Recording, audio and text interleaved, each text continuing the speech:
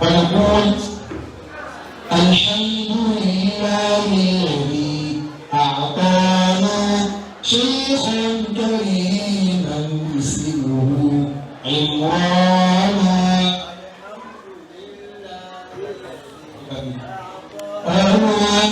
شيخا كريما اسمه عمران.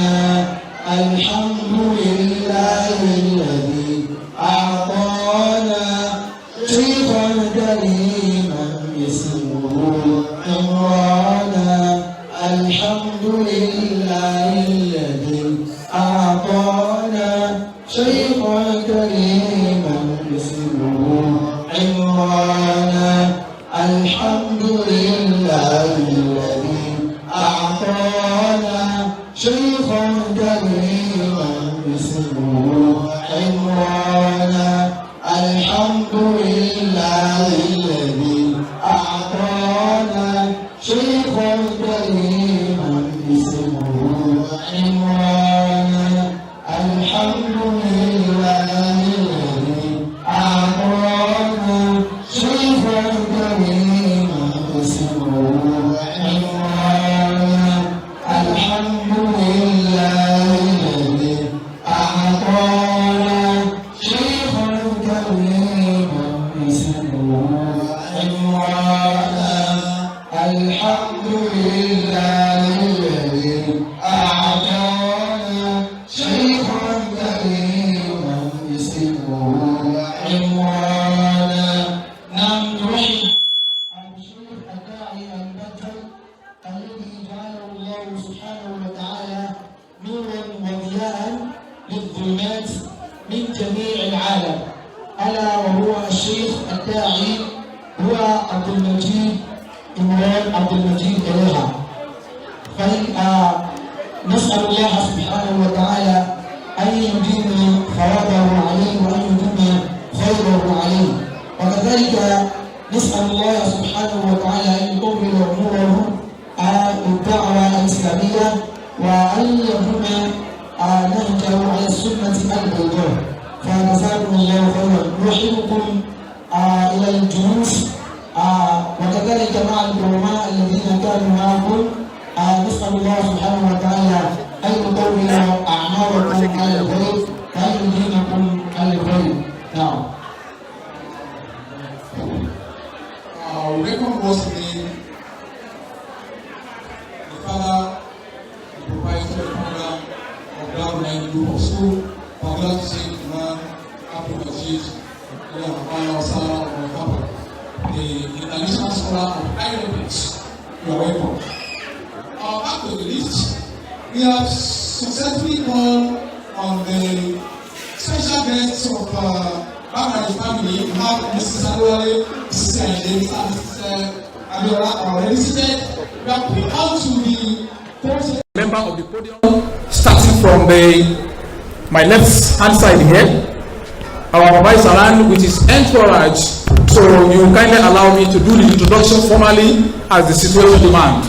So, okay, let me formally introduce and welcome our father in person of Fadilatu Sheikh Imam Abdul Majid Eleha. Wọ́n fi yín hàn gbogbo lé formally bó tiẹ̀ jẹ́ pé ẹni tí ò sí bí gan ó mọ̀ wọ́n. Salamu alaikum wa rahmatullahi. The first citizen of Daaru Naim International School. Wa alaikum salam wa rahmatullahi wa barakatuh. You are highly welcome, sir. Now, in his immediate rights, is a person like him. Fadilatu Sheikh Suleiman Ilyas is around too. Salaam alaikum, sir. Wa alaikum salam wa rahmatullahi wa barakatuh. Now, Lárúbáwá lẹ sọ torí àwọn Lárúbáwá lẹ fẹ́ kí wọ́n wá gbọ́dọ̀ sọ Lárúbáwá lójú àgbo Lárúbáwá gbogbo tẹ́ bá wa sọ tí ó fi gbọ́ ní tẹ́sán náà ní kẹ́ máa sọ wọ́n sì gbọ́dọ̀ gbọ́ yín ó yá. ẹ bá mi tu tí máa sọ ilé ìtàn. àlọ́ láti jáde. nirahibu sheikhana ila hadhihi jilsa. Okay, turiduhu ok ó ní ẹ̀yìn ní kẹ́ sọ wọ́n lẹ́yìn ní kẹ́ kí àwọ̀ ó yẹ wá sọ bẹ́ẹ̀ bá ti sọ. Allahu Akbar. Allahu Akbar kọ́ adé ẹ̀sọ́ lárúbáwá kẹ́ ẹ̀ fi kí wọn. Salamu alaikum wa rahmatullahi. So برأيه شيخنا المبجل فضيلة الشيخ على الرزق وعليكم السلام ورحمة الله وبركاته. وكذلك شيخنا عبد الله ميشاوي نرحب إلى هذه الجلسة. وعليكم السلام ورحمة الله وبركاته. أهلا وسهلا ومرحبا بكم. مكانا lẹ́gbẹ̀ẹ́ àlàáfíà àwọn bàbá wa àwọn àlùfáà wa tí wọ́n ń tẹ̀lé àwọn bàbá wa káàkiri Fadilatu Sheikh Badru táyé gbogbo wa pọ̀ sí Sheikh Kalima ẹ̀dá bàbá wa sálámù sí gbogbo ilé. Wa alaikum salaam wa rahmatullahi wa barakatuh.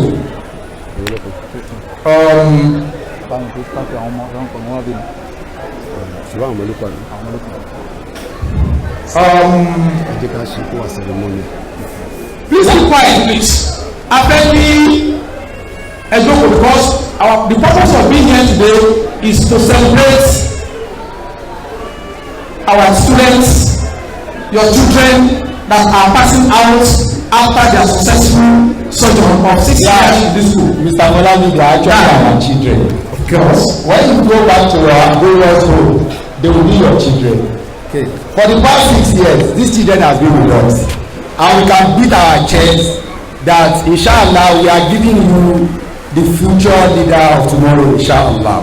Òun ṣe àwọn tí wọ́n ń lẹ àgámọ́ra àwọn káàkiri o.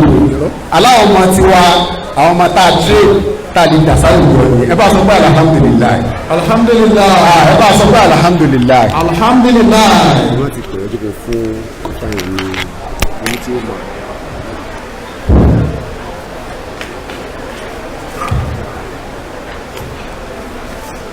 The graduating students, please get ready. It will be on each of you to come to the right channel before you go to your seats. But it has certain procedure that you want to follow.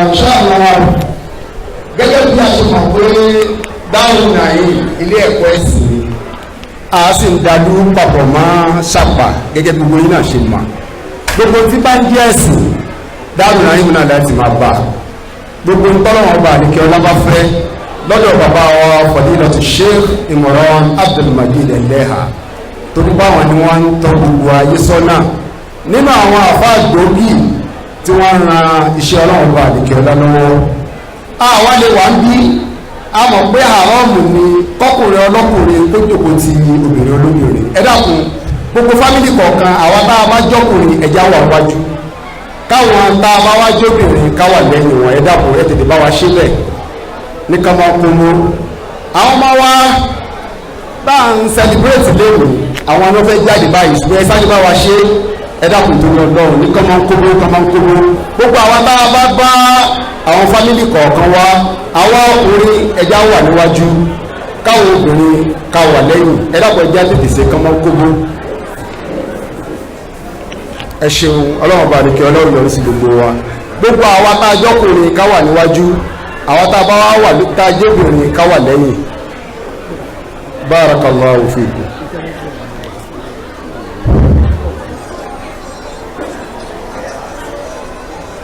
ẹ dákun ní làdúgbò rò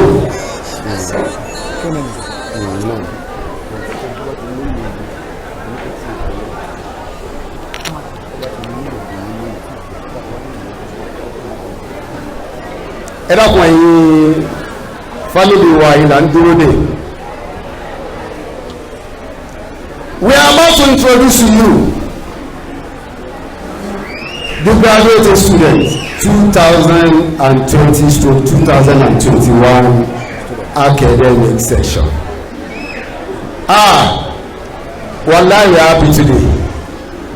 We are training your children, and we are happy that we have trained your children. and we can beat our chest that inshallah we have trained the scholars of Islam.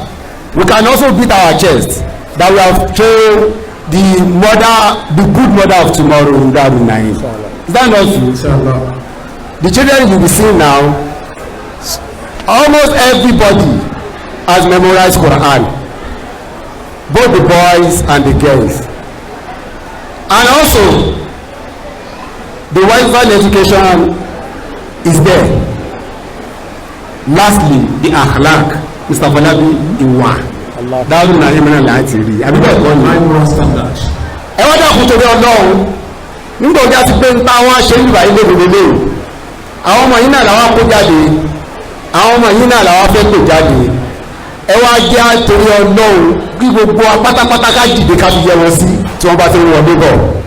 The boys of Daaru Naim International School 2020/2021 academic session, the good future of, the good leader of tomorrow.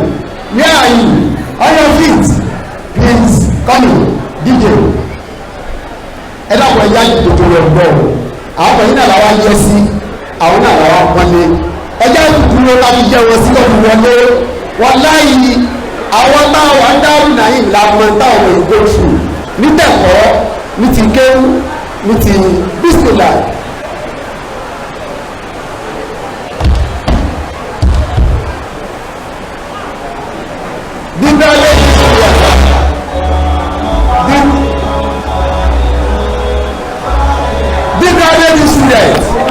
Daaru Naim 2020 so 2021.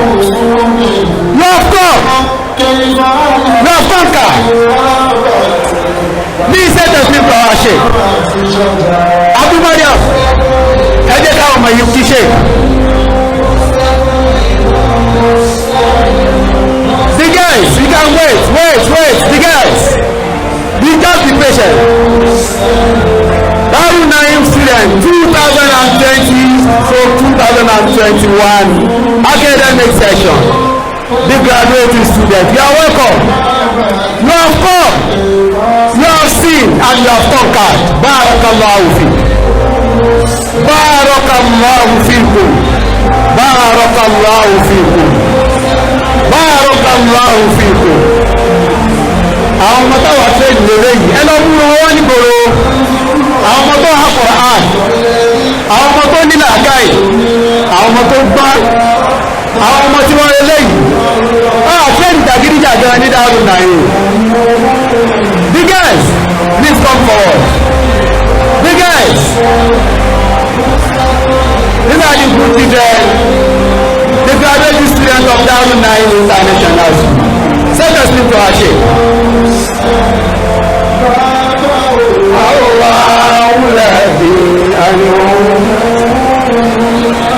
You are welcome. The Umayyad of tomorrow. Thank you very much. Thank you very much. Let's be seated. Thank you very much. You are welcome. You are most welcome.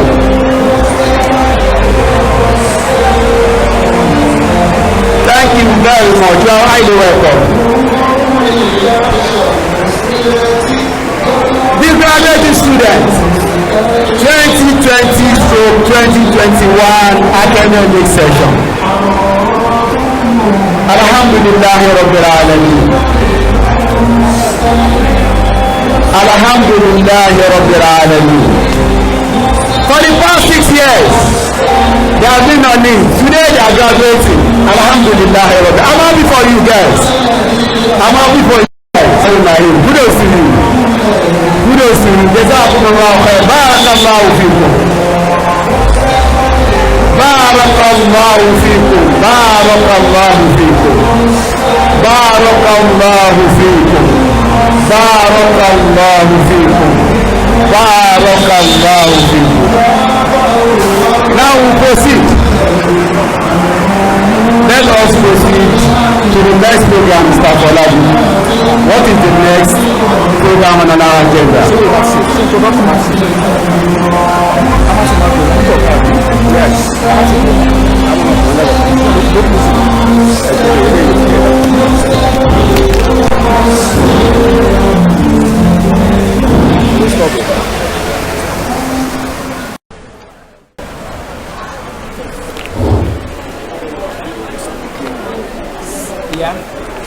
أعوذ بالله من الشيطان الرجيم بسم الله الرحمن الرحيم. The proprietor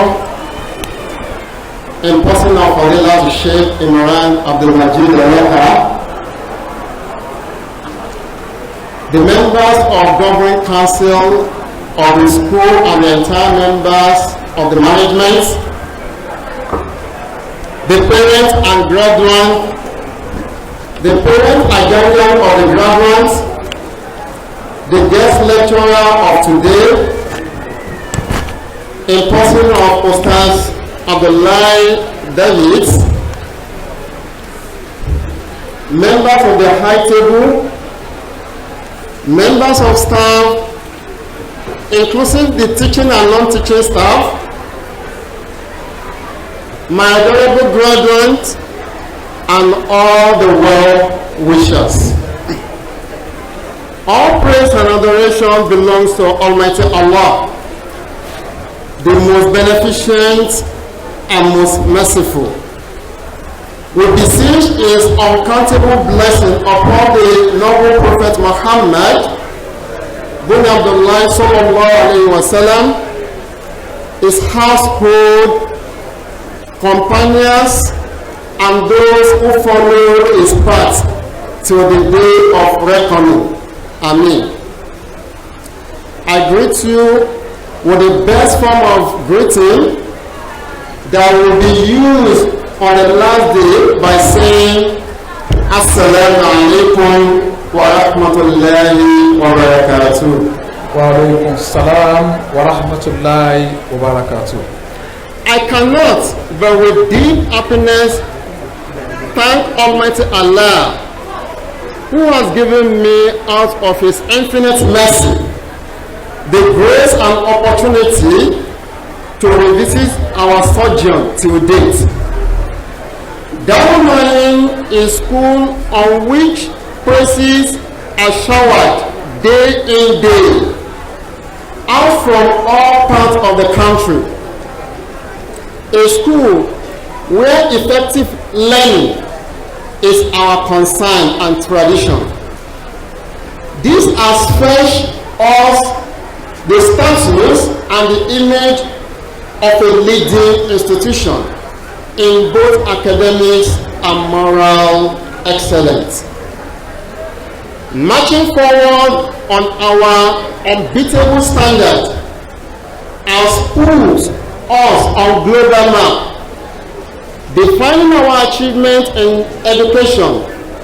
The foregoing assertion is far from being a hyperbole because our products can stand the test of quality in the nooks and crannies of the world. Daaru Naim College is an Islamic faith-based co-educational citadel of learning with day and body facility situated in the heart of Isheri Olofin, Lagos, with provision for secondary school. Our school, your choice school, is an eminently viable alternative to the secular school, with mission of educating the leaders of tomorrow to uphold the highest ethical and moral standard based on Islamic values. Daaru Naim International School is a faith-based educational institution with opportunities for day and boarding students, with a view of providing a sound and qualitative Western, Islamic, and Arabic education, using the best resources available in terms of quality manpower and modern teaching and learning techniques on AIDS, thereby providing reliable and responsible leaders to drive Nigeria socio-political and economic quest for sustainable development. Our vision statement is to make our students global leaders in the educational sector, providing an enabling platform for Muslim children from far and wide to enjoy sound Western and qualitative Islamic and Arabic education. Our method: 1. We operate with due regards to government set standard. 2. We raise our students in line with Quran and Sunnah. 3. We provide varied learning techniques, making use of the best resources and material available. 4. We offer spiritual support to our students. Among our objectives includes: 1. To inculcate in the Muslim children the fear of Allah and the love of the country. 2. To arouse in the Muslim children Islamic consciousness and prepare them for future challenges. 3. To eradicate moral decay in the society through grooming students who would act and serve as change agents. Also, to give the Muslim children education which is beneficial to them and the large society.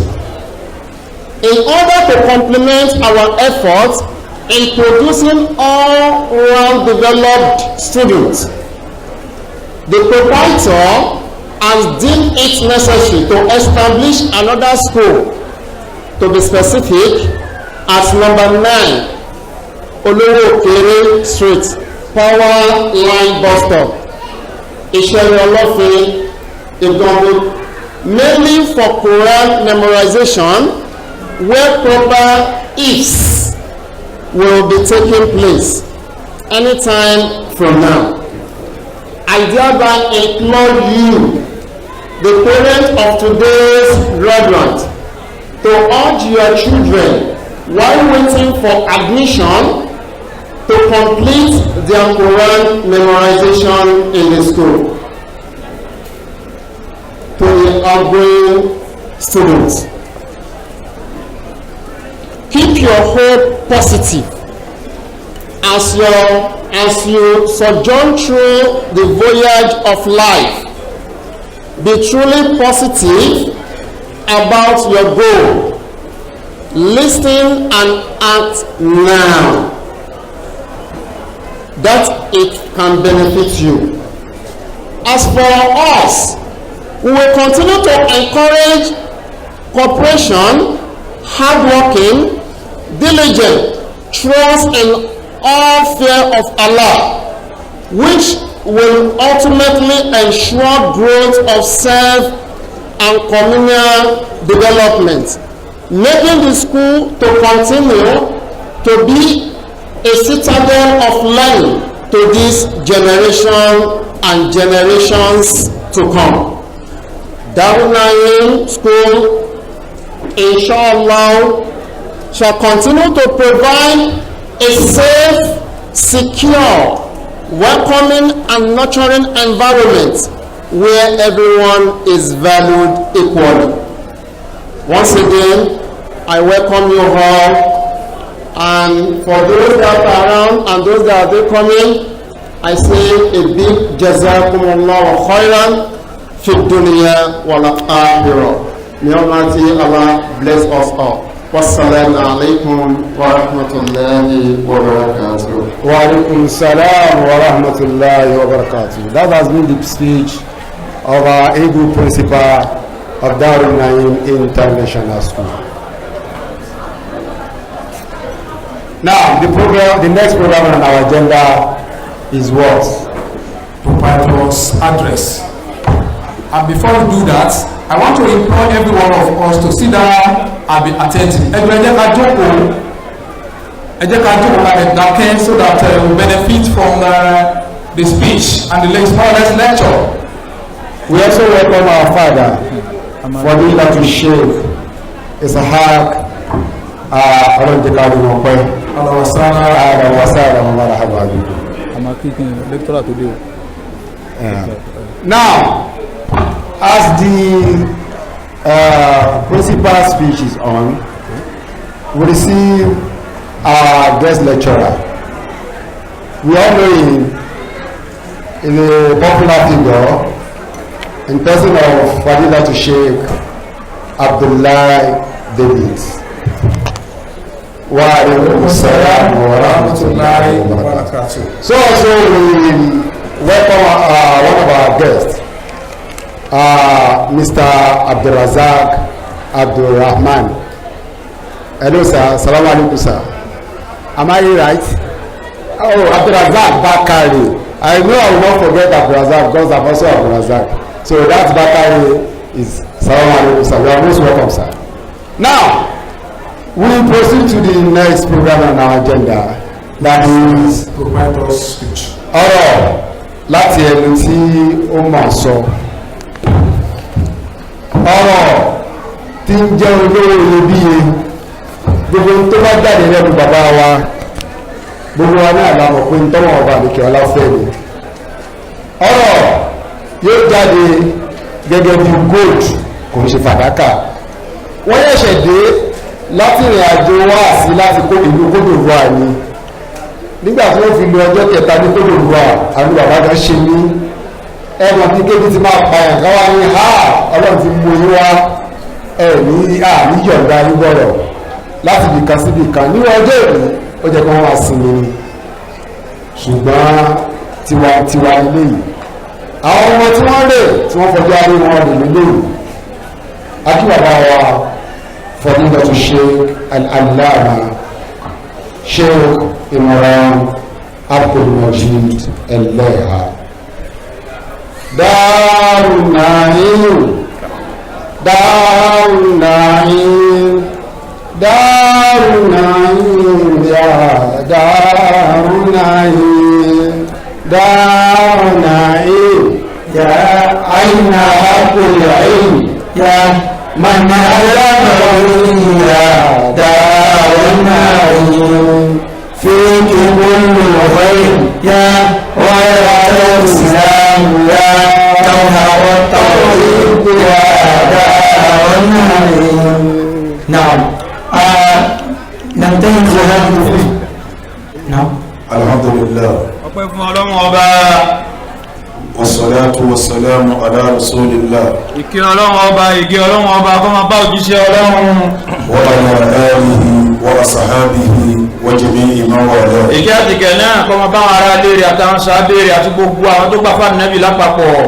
وأشهد أن لا إله إلا الله وحده لا شريك له. وأشهد أن محمدا عبد الله ورسوله. bákan náà à ń jẹ́rìí pé ànábì wa Muhammad ẹrúsìn Ọlọ́run ọba ni òjíṣẹ́ Ọlọ́run ọba ni.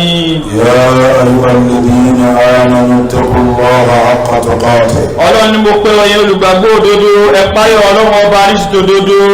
ولا تموتن إلا وأنتم مسلمون. ẹnìkan yín kú ọ̀gbọ̀dọ̀ ká má àyàfi kó bá ní mùsùlùmí òdodo.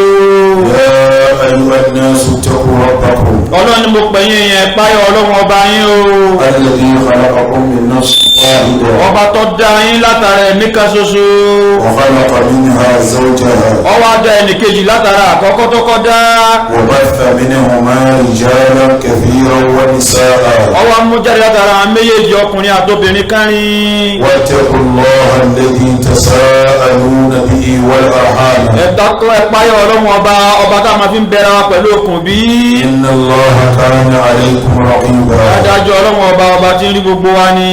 يا أيها الذين آمنوا اتقوا الله وقولوا قولا سديدا ọlọ́ni mo pé obìnrin olùgbàgbọ́ òdodo ẹ páyà ọlọ́run ọba ìsọ̀rọ̀ tó dáa jáde lẹ́nu يصلح لكم أعمالكم ìsọ̀rọ̀ tó dáa jáde lẹ́nu a máa fọ sẹ́yìn ẹ máa ní ويغفر لكم ذنوبكم a sì máa mú àforíjì wá báyàn ومن يطع الله ورسوله ẹnikẹ́ni tó bá tẹ̀lé tọ́lọ́run àti tòjíṣẹ́ rẹ̀ فقد فاز فوزا عظيما pàápàá tó ti jèrè jẹ́ ńlá lọ́dọ̀ ọlọ́run أما بعد lẹ́yìn wá gbà náà فإن أصدق الحديث كتاب الله dájájú ní fi sòdodo nínú ọ̀rọ̀ òun náà ní tírà ọlọ́run ọba وخير الهدي هدي محمد رسول الله ìmọ̀nà tí ti fi ń lóore ju òun ìmọ̀nà Nábì wa Muhammad وشر الأمور محدثاتها èyí tó wá fi ń burú jù nínú ẹ̀sìn òun náà lè dá dálẹ̀ sínú ẹ̀ فإن كل محدثة بدعة dájájú gbogbo àdádálẹ̀ pátá ti sẹ́rí àpé náà ní bídíà وكل بدعة ضلالة gbogbo bídíà wá ní ànú ní وكل ضلالة في النار gbogbo ànà pátá inú náà ní rìsọ́ọ̀tì sí o إخوة الإيمان ẹgbẹ̀yìn ọmọ ya wa nínú gbàgbọ́ إخواننا الأفاضل gbogbo ẹ̀yìn ọmọ ya wa tẹ́ jẹ́ ọlọ́lá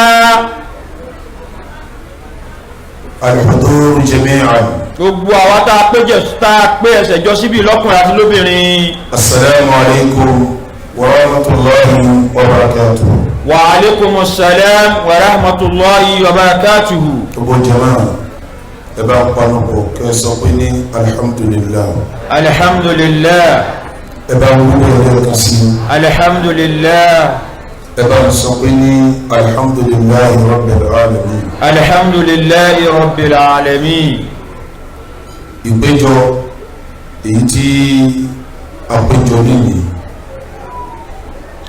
ń jẹ́ ìpéjọ ẹlẹ́ẹ̀kejì fún àwọn ọmọ tí wọ́n parí secondary school ní Daaru Naim ẹ bá ń sọ pé ní alhamdulillah alhamdulillah àwọn ọmọ tí wọ́n parí lẹ́nìí òǹkà wọn jẹ́ 37 mẹ́ta òdínlógójì nínú àwọn òǹkà tá a ti ń fún níwèé yìí àwọn eléyìí ni wọ́n fi pọ̀ jù ọjọ́ ìdùnnú fún mi púpọ̀ kí ló jẹ́ ọjọ́ ìdùnnú ọ̀rọ̀ tí mo fẹ́ sọ nílé yìí lọ́dún tó lọ a máa sọ lóò tí a bá ń sọ lóò ọ yàtọ̀ sí bí a sì fẹ́ sọ nílé ìjáde àwọn ilé ìlọ́dún yìí ọlá pẹ̀lú tó dáa púpọ̀ kọ́lọ̀já wọn máa ní òṣòríire gbogbo ẹ̀yin òbí tí ẹ wọ́n máa wá sílé ẹ̀kọ́ Daaru Naim èyí tó dá mi lójú jù ní pé nọ́mbà 1 tẹ̀ fi wọ́n máa wá ẹ̀sìn ni wọ́n ń kàwé bẹ̀ yẹn wọ́n ń kéwú níbẹ̀ ẹ̀yin ọmọ yẹn fara yín balẹ̀ wọ́n ń kàwé níbẹ̀ yẹn wọ́n ń kéwú níbẹ̀ ẹjọ́ lọ kàwé rẹ̀ níbi wọ́n ti ń kéwú kó lè jẹ́ mùsùlùmí dáadáa ní majority nínú ẹ̀yìn òbí àwọn ọmọ wa lẹ́sìn mọ́ ọmọ wá sí ní ẹ bá ń sọ pé alhamdulillah agba àlejò kan láìpẹ́ yìí tọ́wọ́ kí wọ́n lọ gbà ẹ wá ń béèrè lọ́wọ́ wa pé ṣé kéwú nìkan la kébí ni tí a fi ìwé sí adé rárá apá méjèèjì papọ̀ ni àti kó tó máa bí wálé rè ìgbà tó lọ kírun ní mọ́sálásí ó rí àwọn ọmọ wa wọn bá wọn sọ lárúbáwá àwọn ọmọ wa ń dá lóhùn bí ìgbà tó ṣe gbélé tí wọ́n kọ́ náà nù wọn kọ́ mi lójú ọmọ ayé àlẹ́nu pé sékéwúlẹ̀ ń ké bí ni àbíwélẹ̀ ń ká ẹ bá ń pè alhamdulillah ọ̀pọ̀lọpọ̀ àwọn ọmọ wọ̀nyí níjọ́ tí wọ́n mú wọn débi díẹ̀ nù wọn ló kéwú kékeré o kọ́lé yìí tí ọmọ alibá tààtà ọwọ́ nínú wọn lónìí tá a bá yín sọ̀rọ̀ yìí ayélu wọn tó ti Al-Qur'an dé Suratu Tawbah ayélu tó ti hajj bẹ́ẹ̀ lọ ayélu tó fẹ́ hà tán àdúgbò ọ̀tọ̀ọ̀tọ̀ lẹ ti wá òbí ọ̀tọ̀ọ̀tọ̀ ló bí àwọn ọmọ yìí bí wọn náà bá dádúgbò yìí mú kan nínú àwọn ọmọ yìí lọ́wọ́ fi wọ́n hàn fà tí kéwọ́ bá yẹn jù ládùúgbò yìí yóò sọ fún ọ pé eléyìí kéwọ́ yẹn jù ọ̀rọ̀ tí wọ́n ní wọ́n fẹ́ sọ tí ó jẹ́ tuntun lẹ́yìn bí n bá ti sọ tòní ti dààmú ṣe pẹ̀lú òwú ọlọ́run ṣe yí ìgbìyànjú tá a ṣe láti lè gbé ní kí àwọn ọmọ wa kí wọ́n àṣìfò nǹkan mẹ́ta sí mẹ́rin àkọ́kọ́ tọmọ bá bẹ̀rẹ̀ léwu lọ́dọ̀ wa ní primary 1 tí ó bá fi jáde secondary school tí ó kú nílé ìwé wa o ọ̀ràn yẹn ni kọ́ Al-Qur'ani délé tí ó hà lórí yóò hà lórí majority àwọn eléyìí secondary school ní wọ́n bá wà ká ọ̀pọ̀lọpọ̀ wọn. lẹ́yìn náà ẹ̀kejì kọ̀dàrú wọn yín lọ́wọ́ púpọ̀ àti gba àpúrúfà lọ́dọ̀ ìjọba àpúrúfà àti wá sí ní kìí ṣe gbé tán àwọn mínísírì wá nítorí ẹ̀kọ́ rí bẹ́ẹ̀ wọ́n lórí bẹ́ẹ̀ èyí tí ò rí bẹ́ẹ̀ wọ́n ní ẹ̀sẹ̀ báyìí kọ́dà ògiri bẹ́ẹ̀ tí wọ́n ní awó ta owó tí wọ́n ní báyìí lẹ́kọ̀ọ́ àwọn nǹkan sáyẹ́ǹsì ara gbogbo ẹ̀rọ pé mo sì sọ fún ẹ pé èmi ò fẹ́ kó láṣìírí torí bí bòmí láṣìírí ìtumọ̀ ẹ̀ ní ìṣàkóso fáwọn ọmọ tí wọ́n mú wá fún wa ìjọba ti yóò yé wa pé tẹ́ ẹ gbọ́dọ̀ ní tẹ́ fi káwọn wọn ní kéèyàn wá ní kọ́ wa kọ́ má ní kọ́ wa pé ẹ kò láṣìírí ìtumọ̀ ẹ̀ ní kọ́ fẹ́ jàmbá bẹ́ẹ̀ bá sì jàmbá láyé kò lè jàmbá jọ àkíyàmọ̀ o bẹ́ẹ̀ bá sábòsí fọmọ láyé tóbi sanwó ó bá dijọ́ àkíyàmọ̀ olùyọ ọ̀pọ̀ o bẹ́ẹ̀ bá mójútó yìí o mélòó lè yọ àpọ̀ gan ládùúgbò àwọn ọmọ yìí mo fi lébi ọ̀fẹ́ rú ẹ̀ ẹsẹ̀ bó ti yẹ kẹ́ ẹ ṣe kó pé bó ti yẹ kó pé lẹ́yìn tí yá sí pé bí ẹ ti ń ra Al-Qur'ani secondary school wà lọ́wọ́ owó di méjì ẹlẹ́kẹta ó wá ní àwọn alẹ́ kéwú táwa ti kéwú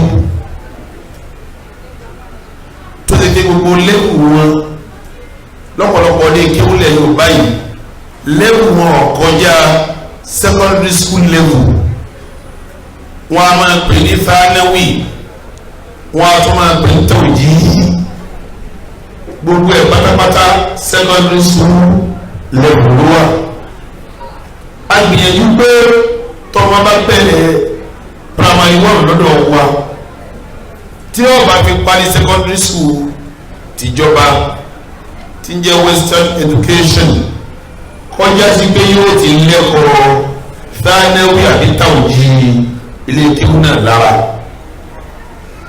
ṣùgbọ́n majority àwọn ọmọ wa wọ́n ń bẹ̀rẹ̀ pẹ̀lú wa JSS 1 wọ́n ń bẹ̀rẹ̀ pẹ̀lú wa gbà ní SS 1 ń bẹ náà ọmọ tó jókòó yìí SS 1 to 3 lọ́wọ́ àkà lọ́dọ̀ wa ń bẹ nu wọn tún gbé láti JSS 1 kí ni ẹ̀ fa kọjá sí syllabus tààtò láti primary to secondary level fún ìhà Kùránì àti mímọ̀ ẹ̀kọ́ thanawi kò jẹ́ àrígbésí wọn láà àrígbésí wọn láà ẹ̀kọ́ kẹrin tá yẹjú òun ni múrani èyí tí Islam ń pè ní al-akhlaq al-islamiyya ẹ̀kọ́ bí mùsùlùmí ti gbọ́dọ̀ rí torí àwọn ariwo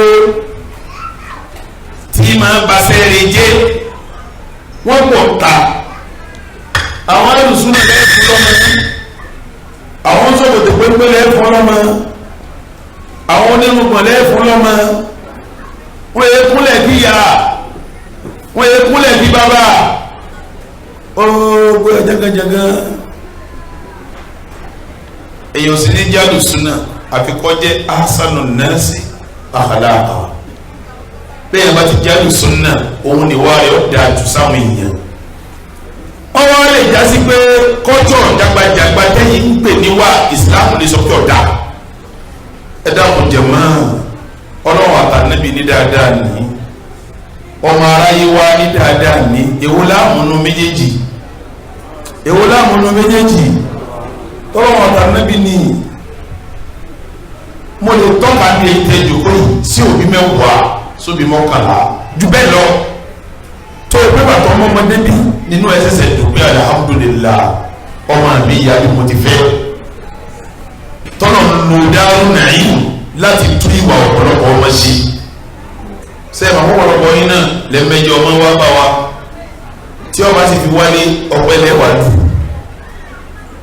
tí ọba fi padà wá ọpẹ́ lẹ́wà dù ìsẹ́kẹ̀ ní tàǹsìmù ọ̀rọ̀ tó ní mo wá fẹ́ sọ ẹgbẹ́ mi dáadáa òun ni pé majority ọ̀pọ̀lọpọ̀ àwọn ọmọ mi tí wọ́n ń jáde léde mọ́ ń sọ lẹ́ẹ̀kan ẹni ó bẹ̀rẹ̀ di SS1 ẹni tó bẹ̀rẹ̀ ní SS1 wọn ò láǹfààní láti kọ̀mpìtì alukurani léyìí tó jẹ́ pé tí wọ́n bá gbé láti primary ni wọ́n sì kí ni wọ́n parí ẹ̀ ẹ̀kọ́ fáádáwì náà wọn ò láǹfààní ẹ̀ inú onítọ́lọ̀ wá sí fún wa ẹ bá sọ pé alhamdulillah alhamdulillah ẹ bá wúlò ẹ̀dẹ́ kan sí alhamdulillah ẹ bá wúlò ẹ̀dẹ́ kan sí alhamdulillah àti wá ní ààyè tuntun míì bẹ́ẹ̀ ni àgbẹ̀bọ̀ ẹ̀dẹ́bẹ̀ àbẹ́dẹ́bẹ̀ ó ń ní àjọ yìí àti láàyè tuntun míì àwọn ọmọ tí wọ́n ń parí ẹ̀kọ́ lónìí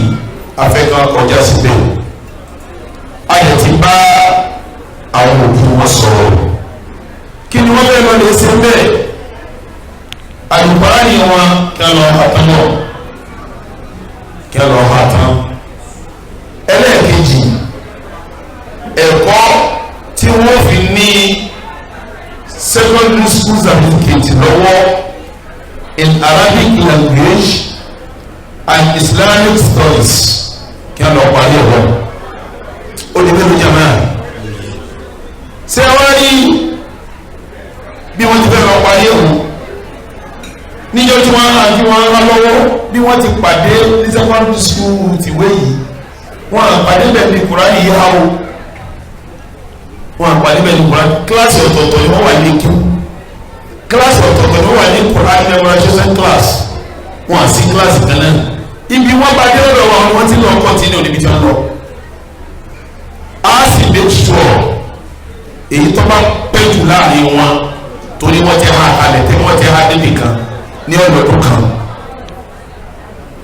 kò sí ìtò ìlọ́dún méjì náà wọlé yìí mọ́ àmọ́ ẹ̀kọ́ tí ó sọ wọ́n di pé wọ́n jáde stanley àbíta òjì òun ni ó jẹ́ kí majority lọ́dún méjì nù wọn gbogbo ẹ̀yin òbí láti bá sọ̀rọ̀ tẹ́yìn náà ti palẹ̀ mọ́ ẹ máa retí pẹ̀lú mo ti ń sọ̀rọ̀ lọ́rùn lónìí bá àfàbí ní bí ọ̀sẹ̀ kan wọ́n sọ kọ́ńtàtì yìí òní ìtọ́sẹ̀ kan gbogbo bí ọba ti lọ pátápátá wọ́n jẹ́ kí n gbọ́ ẹni bá láyè lò yí gan kó sọ fún mi pé ibi wọ́n lè fẹ́ lò yẹ mú mi dọ́ọ̀ bí n ṣe kí ni èmi náà fẹ́ rí bẹ́ẹ̀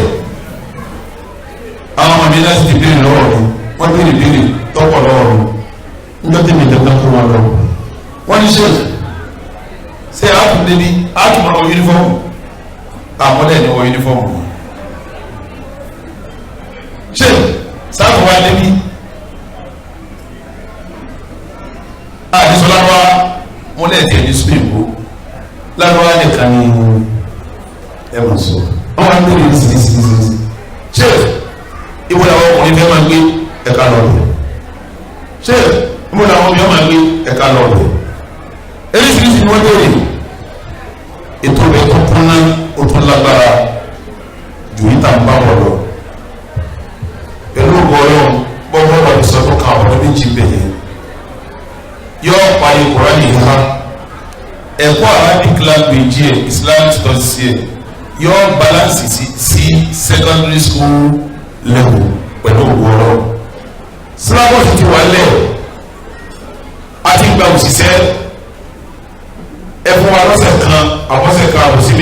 iṣẹ́ ọbẹ̀rẹ̀ pẹ̀lú gbọ́ọ̀rọ̀ torí mo ti ní kí gbogbo àwọn management school kí wọ́n pè é òbí kí wọ́n jẹ́ kẹ́ gbọ́ wọ́n lè ti fún mi lápapọ̀ àwọn ti pè yín àwọn ti jẹ́ kẹ́ gbọ́ ọgọ́rọ̀ yín àti gbogbo yín pátá náà lè lọ́wọ́ sí lè fọwọ́ sí sí ẹ̀ máa pé lórí yóò bẹ̀rẹ̀ lánàá kọ̀ bẹ̀rẹ̀ jẹta èyí àwọn ọmọ tí yóò sì nínú mo fi lóore tó ṣẹlẹ̀ nínú ìwé tó lágbára mi opportunity láti lè fún wọn majority were admission èyí tí ó fi máa lọ sí èyí tí ó fi máa lọ sí nǹkan mi kó kókó lọ parí àlùkò láti ṣe kí ni tí a ayé wà àjọṣe ó sì wà fẹ́ni tó bá yí gbé à ọmọ tí admission o ọfẹ́ máa lọ o ọfẹ́ ṣègbà o ọfẹ́ sà o alájọsọ alájọwí agbọ̀ra wáyé lóye ní tí ó kó lórí bá àwọn ọmọ yín kó lè tó wá ní parangida tí ó lọ á sì sẹ́kọ̀ pébi tí ń lọ báyìí tí sẹ́tà sí pọ̀ láti lè òfin ní ìbàjẹ́ lẹ́ẹ̀kan sí wọn sọ fún yín òní oyè yìí ẹ̀yin lẹ́bí wọn àwọn oníṣẹ́ táwọn àkọ́kọ́ ayé ṣe ẹ̀yin lẹ́yìn bí wọn àwọn oníṣẹ́ táwọn àkọ́kọ́ ayé ti wá sí bẹ́ẹ̀ yóò ti máa sáré pé kọ́dá fọ́ọ̀mà mi làwọn máa sáré pé ntí mo fojú ayé mi sí ọgbọ́dọ̀ bàjẹ́ ẹ̀yin lè wọlé wọn lọ́wọ́ àwọn arin wọn ní sí ọjọ́ ayé wa bẹ́ẹ̀ yìí ti ń sáré pé kọ́dá fọ́ọ̀mà mi làwọn ń sáré pé ntí mo fojú ayé sí ọgbọ́dọ̀ sí kíni owó bàjẹ́ wọ́n fẹ́ bí yín léde kọ́lọ́mbà ti ṣe pírẹsidẹ́ntì nàìjíríà láàrin àwọn ọmọ yìí ẹ bá sàmì tóbi náà wà láyé ṣebí ìyẹn lọ́ba ń pè wá ní abẹ́ẹ̀kọ́ ni yóò ní bàbá ń ṣe kíní bàbá ń pè ní mí bàbá sì yọ ní iṣẹ́ mi nù ọlọ́jà mi owó kún èkó wọn wà yìí nísìn ọmọ àlọ́dẹ ni mí kí nǹkan náà mọ̀ mi wá jẹ́ gómìnà lẹ́kọ̀ọ́ inú mi kí omi ọmọ ṣẹlẹ̀ lójú mi ni o ẹ bá ń sàmì jẹ̀mọ́ ṣe é mọ̀ pé gbọ́dọ̀ ní pé ẹ sọ pé mo ní òun náà ní bàbá ń ṣe kíní ibi tí n bá jòkó sí abá ní gómìnà dé yóò dé dájú mi ń bẹ ní bàbá wa ṣe kíní iṣẹ́ mi ṣẹ̀ṣẹ̀ yọrí nù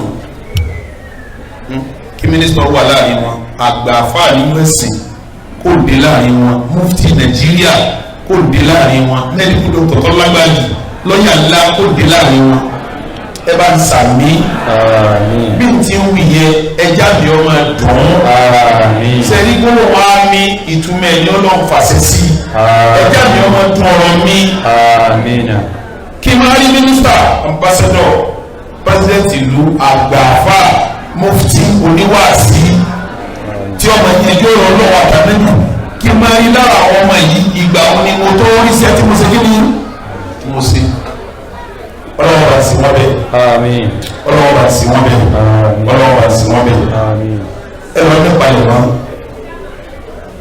àwọn management school wọ́n sẹ́ndì àwọn information sí yín àti táìmù tí wọ́n bẹ̀rẹ̀ ẹ̀kọ́ tí àsọyìn tí ò ní pẹ́ mọ́ rárá ìyẹn jọ́rọ̀ ní àkọ́kọ́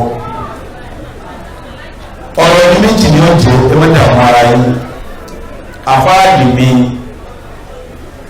kéwù ni mo ké sẹ́ẹ̀rí ọkàwékàwé ọkọsẹ́ òkéwù oníṣòwò ẹ̀dọ̀ ọlọ́wọ́ gbéga ní ọ̀gá o ẹ̀fọ́ búrọ́ ni gbogbo àwọn tẹ́ ń gbogbo wọn lókè lónìí àwọn nìkan kí wọ́n kọ́sẹ́ tí wọ́n dọ̀gá díẹ̀ ọlọ́run ló sọ wọ́n dọ̀gá bẹ́ẹ̀ ni tí ń sọ̀rọ̀ yìí ń sọ ọkàn ní ṣé báwọn tó bí àwa náà wọ́n dúpẹ́ lórí wa àwọn kọ́kọ́ wa tó wọ́n fi wá ṣe báyìí bí ọmọ akéwù mi ní kémi náà lẹ́ni tẹ́mi náà dúpẹ́ lórí ẹ̀ kémi náà lẹ́ni tẹ́mi náà fi ṣe báyìí àwọn kan sì ń bẹ láàyè wọn rajà rẹ̀ àwọn kan bẹ láàyè wọn rajà àlùbáríkà báwọn ọmọ wọn ẹ wo jẹ́ Suleiman bàbá wa tó dúpọ̀ lẹ́yìn ọ̀rẹ́ àti kéékèèké ni wa àjọ dé ni àjọ sí gbogbo ẹni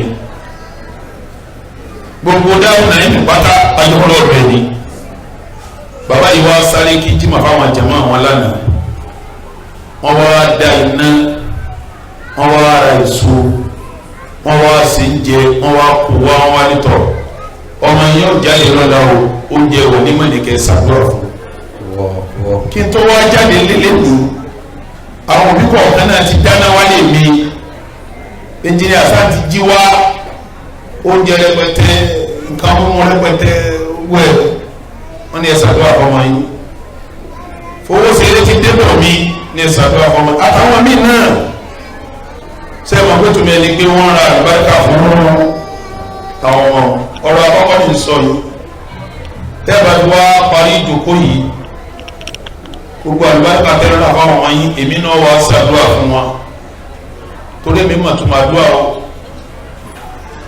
àdúrà lọ sọ mí dàbá yìí o àánú ọlọ́run mo rí gbà o gbígbàdúrà mo rí gbà o àwọn ọmọ mi yìí náà ọlọ́jẹ́ wọn rà àánú ọlọ́run gbà ọlọ́jẹ́ wọn rí gbígbàdúrà gbà ọlọ́jẹ́ wọn rà àánú ọlọ́run gbà ọlọ́jẹ́ wọn rí gbígbàdúrà gbà àwọn tẹ́mi náà ṣàdúrà fún rèé tọ́lá tèmi náà fi yanjú tèmi náà fi wọn rí wọn fi sí fáàrí àwọn kọ̀ọ̀kan náà òbí náà tó ti rà á èmi ọ̀rọ̀ sinmi báyìí lẹ́bi ọ̀rọ̀ tí ń sọ ńlọ sinmi ná ayọ̀ ní káyìlá tábà wá káyìlá dání gbogbo àwọn ètò tẹ́bà wá sí ẹ máa wá sí lọ tí bá wá sí tán ní wàá ṣàdúrà fáwọn ọmọ mi mo gbọdọ̀ ṣàdúrà fún wọn ládùúgbò àti ìfọkàn sí pé ọlọ́wọ́ gbà ẹ sàmìjàmá àdúrà tí ń ṣe fún àdúrà tó lọ́wọ́ gbà ní ẹ bá sàmìjàmá ọlọ́wọ́ sì bá gbàdúrà náà lè lẹ́ẹ̀kan sí àlọ́lẹ̀ káyìlá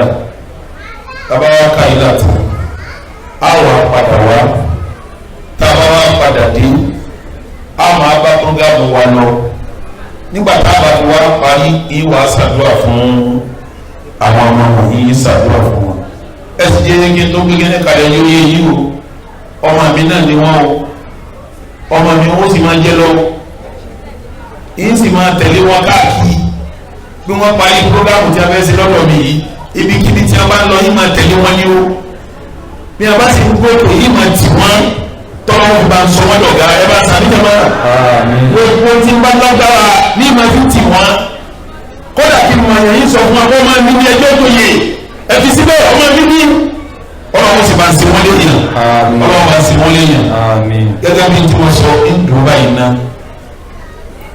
ẹ pè mí ẹ̀yìn létò àwọn ọlọ́run káyìlá bàbá wa káyìlá dání ìtẹ́bà wá sí ẹ máa sí lọ tọ́ba tó wá kàn mí ẹ wàá pè mí àbí tí n bá ṣe tán yín pè mí ní wọ́n ṣàdúrà fún wọn. Wassalamu alaikum wa rahmatullahi wa barakatuh.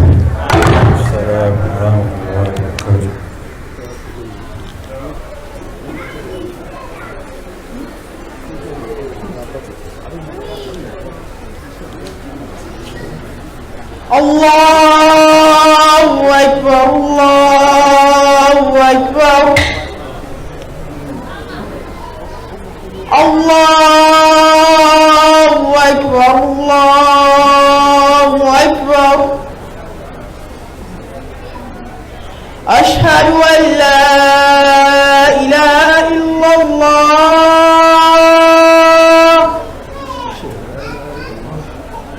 Ashhadu an la ilaha illallah.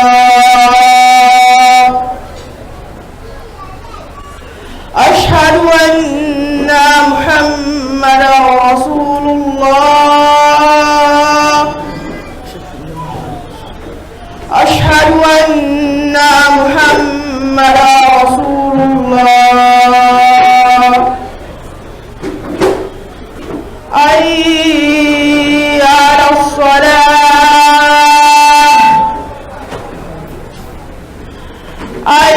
Hayya ala salah.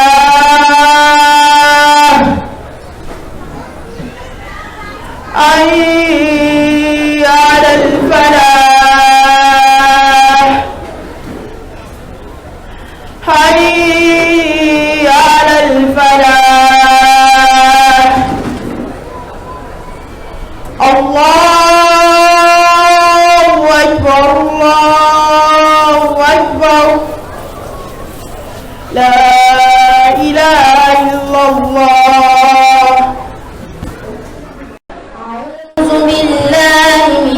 الشيطان الرجيم بسم الله الرحمن الرحيم وقال اركبوا فيها بسم الله مجريها ومرساها إن ربي لغفور رحيم وهي تجري بهم في موج كالجبال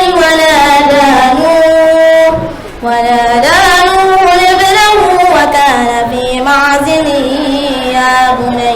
يا بني اركب معنا ولا تكن مع الكافرين قال سآوي إلى جبل يعصمني من الماء قال لا أعصم اليوم من أمر الله إلا من رحم وهال بينهما الموج فكان من المغرقين وقيل يا أرض ابلعي ماءك ويا سماء واقلعي وغيض الماء وقضي الأمر واستوت على الجود وقيل بعدا للقوم الظالمين صدق الله العظيم. صدق الله العظيم وبلغ رسول الكريم ونحن على ذلك من الشاهدين. Inshallah, we will introduce to you some of our guests as they are coming in, and immediately after that we'll proceed to the lecture, inshallah. The family of Abdulaziz, Alhaji Taufik Olasunkami, Alhaji Taufik Olasunkami. The ushers, please come over here, sir. Thank you very much. You are most welcome, sir. I think I've called Alhaji Abdurazak Bakari. Welcome, sir. Alhaji Abdurrafim Adewale Adeyema. Alhaji Abdurrafim Adewale Adeyema. So also Alhaja Sherifat Afoniloye. Am I right? Alhaja Sherifat. And also is Alhaja Sherifat coming? Okay. Alhaja Aulat Olaide Omakanye. Alhaja Aulat Olaide Omakanye.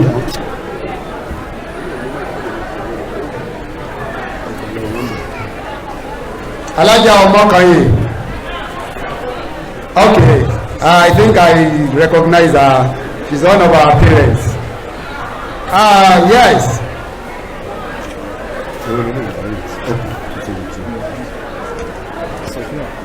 Sophia Rahimi A.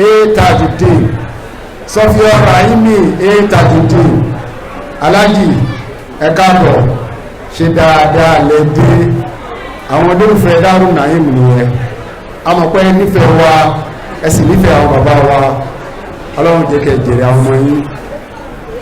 Mr. Sunday Sonuga. Mr. Sunday Sonuga. You are welcome, sir. Please come over here, sir. Come over here, sir. Yeah, Alhaji and Alhaja Akorede family, Mr. and Mrs. Bakare family, Mr. and Mrs. Okay, we have Mrs. Adewale. I think she's there already. You are welcome, sir. Okay. Mr. and Mrs. Adeola. Mr. and Mrs. Adeola. Mr. and Mrs. Adeola, because of time, please let's make it snap, inshallah. Now, wa alaikum salam wa rahmatullah. Alfa Agbaje Fowóṣeré family. Alfa Agbaje ṣé wọ́n ti wà ní àárín wa. Tijani Kauthar. Tijani Kauthar. Okay. Okay, you are welcome, ma. Welcome.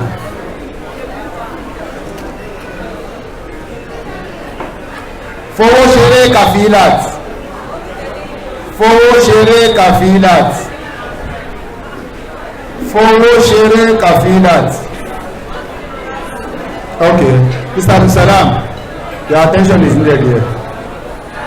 Alabaja's family,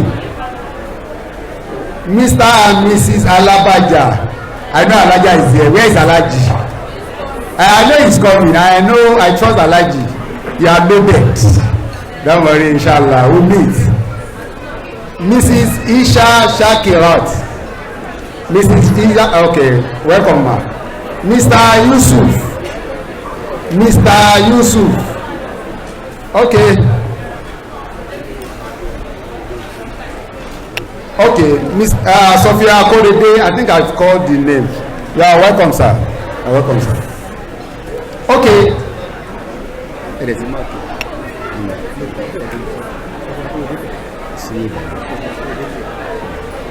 Mr. Abdulsalam, please, your attention is needed, sir.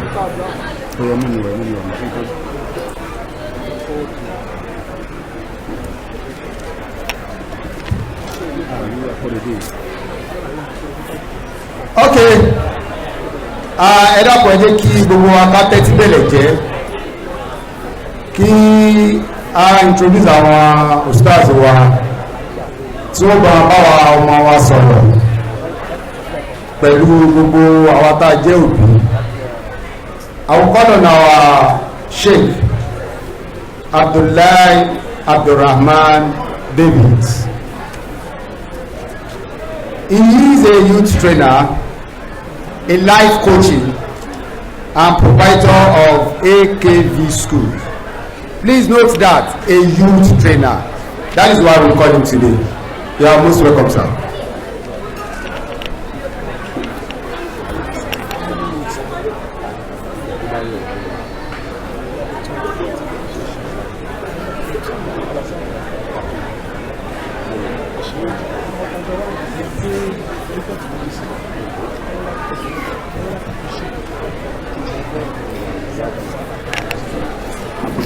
أعوذ بالله من الشيطان الرجيم.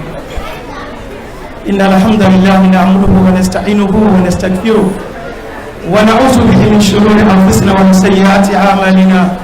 إنه من يهده الله فلا مضل له ومن يضلل فلا هادي له. أشهد أن لا إله إلا الله وحده لا شريك له ونصلي ونسلم على ما لا نبي بعده محمد المصطفى صلى الله عليه وسلم وآله وصحبه وسلم تسليما. أدعو قفوا ولو أتركاتك فشوان ونبوة محمد صلى الله عليه وسلم. kíkí mi bẹ̀rẹ̀ látòrí àwọn ṣẹ́ẹ̀kù wa tí Ọlọ́run fi oore ní tó fi ṣojú wọn tó jẹ́ pé láti pìlẹ̀ tó bá sọ pé èèyàn jẹ́ òdú kìí ṣàìmọ̀ fólókó ó máa ń nítumọ̀ méjì. ìkàbẹ̀ náà ní dáadáa láti pèlè ohun tá a ti mọ̀ wọn lórí ẹ̀ náà ní dáadáa nínú àwọn àdádálẹ̀ dáadáa wọn ní dáadáa tẹ̀sìn òun náà ni àwọn tó ń jáde lẹ́ni Ọlọ́run bá tó lò ìfúnṣẹ́ rẹ báyìí Ọlọ́run máa ti mọ̀ níbo láàrin wa o. mo fi ti yín mo fi kí àwọn ṣókò aláwọ̀ aláwọ̀ tó wà ní ìkàlẹ̀ Ọlọ́run bá san ilẹ̀ san rí. mo fi kí àwa òbí tá a jẹ́ olóríire tó jẹ́ pé àwa la bí àwọn ìmọ́lẹ̀ ẹ̀sìn yìí tọ́lọ́run wa ní káwọn náà kó wa jáde bí ọmọjọ́ mẹ́jọ lórí dáadáa. ọba tí ó fi wọ́n ta wá lọ́rẹ tá a fi ń torí wọn náà ìta náà yìí ọlọ́mọdé kábàámà lórí wọn o. bí a ṣe ń péjọ tá à ń ṣe fáwọn náà lé ní ọlọ́mọdé káwọn náà péjọ ṣe fáwọn ọmọ tí wọn náà bẹ́ẹ̀ wala hawla wala quwwata illa billah. because of time I have a very limited time and I have important message for this my jaws, for this my motivators, for this my future shapers, for this my great thinkers, for these people, this set that are coming as a body to make sure that the story of your family is going to change for better. This personality sitting, we have among them president of this country, but Allah, we have among them the governor of this country, we have among them business owners, we have among them life changers, we have among them business moguls. May Allah continue to bless them, bless your teachers, bless your parents, and make you a glory for them. Please, for Allah's sake, sit down.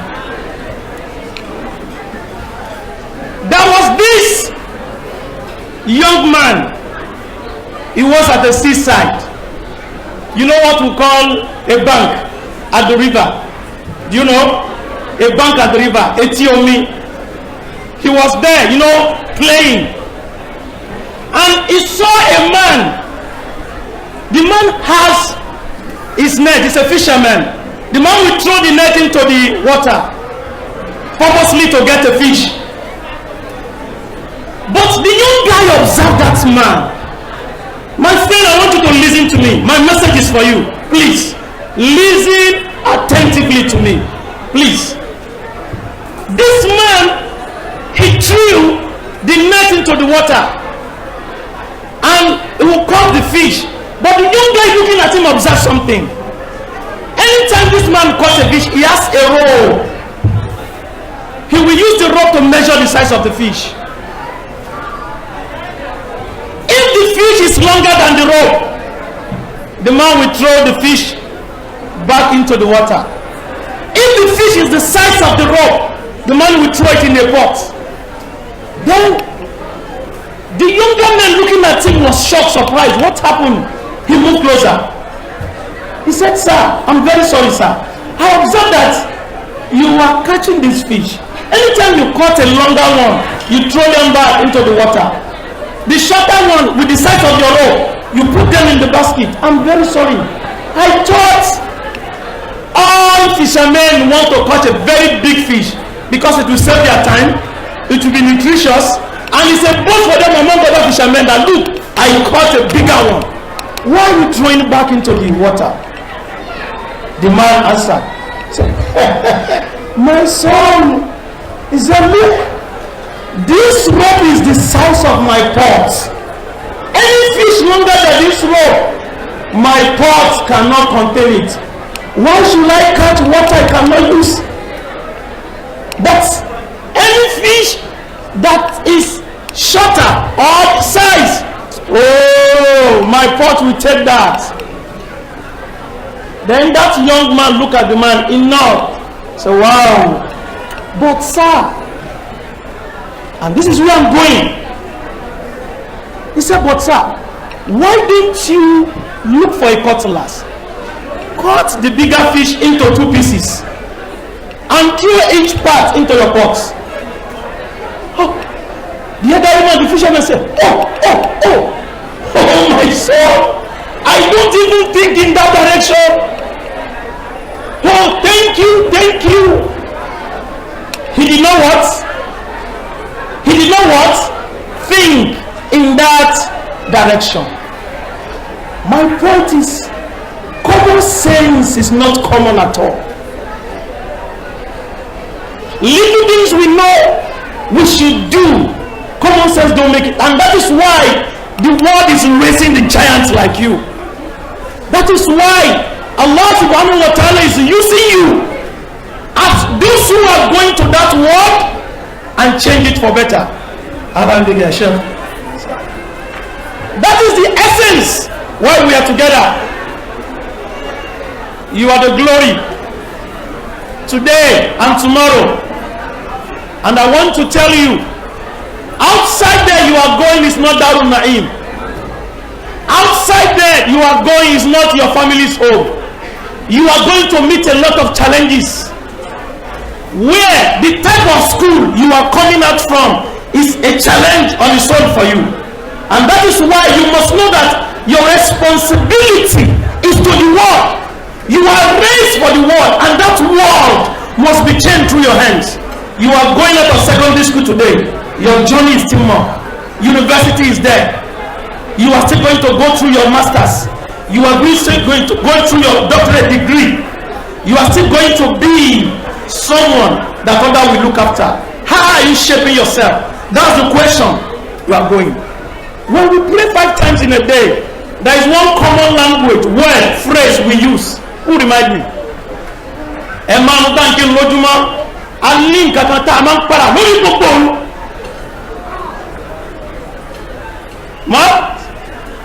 No.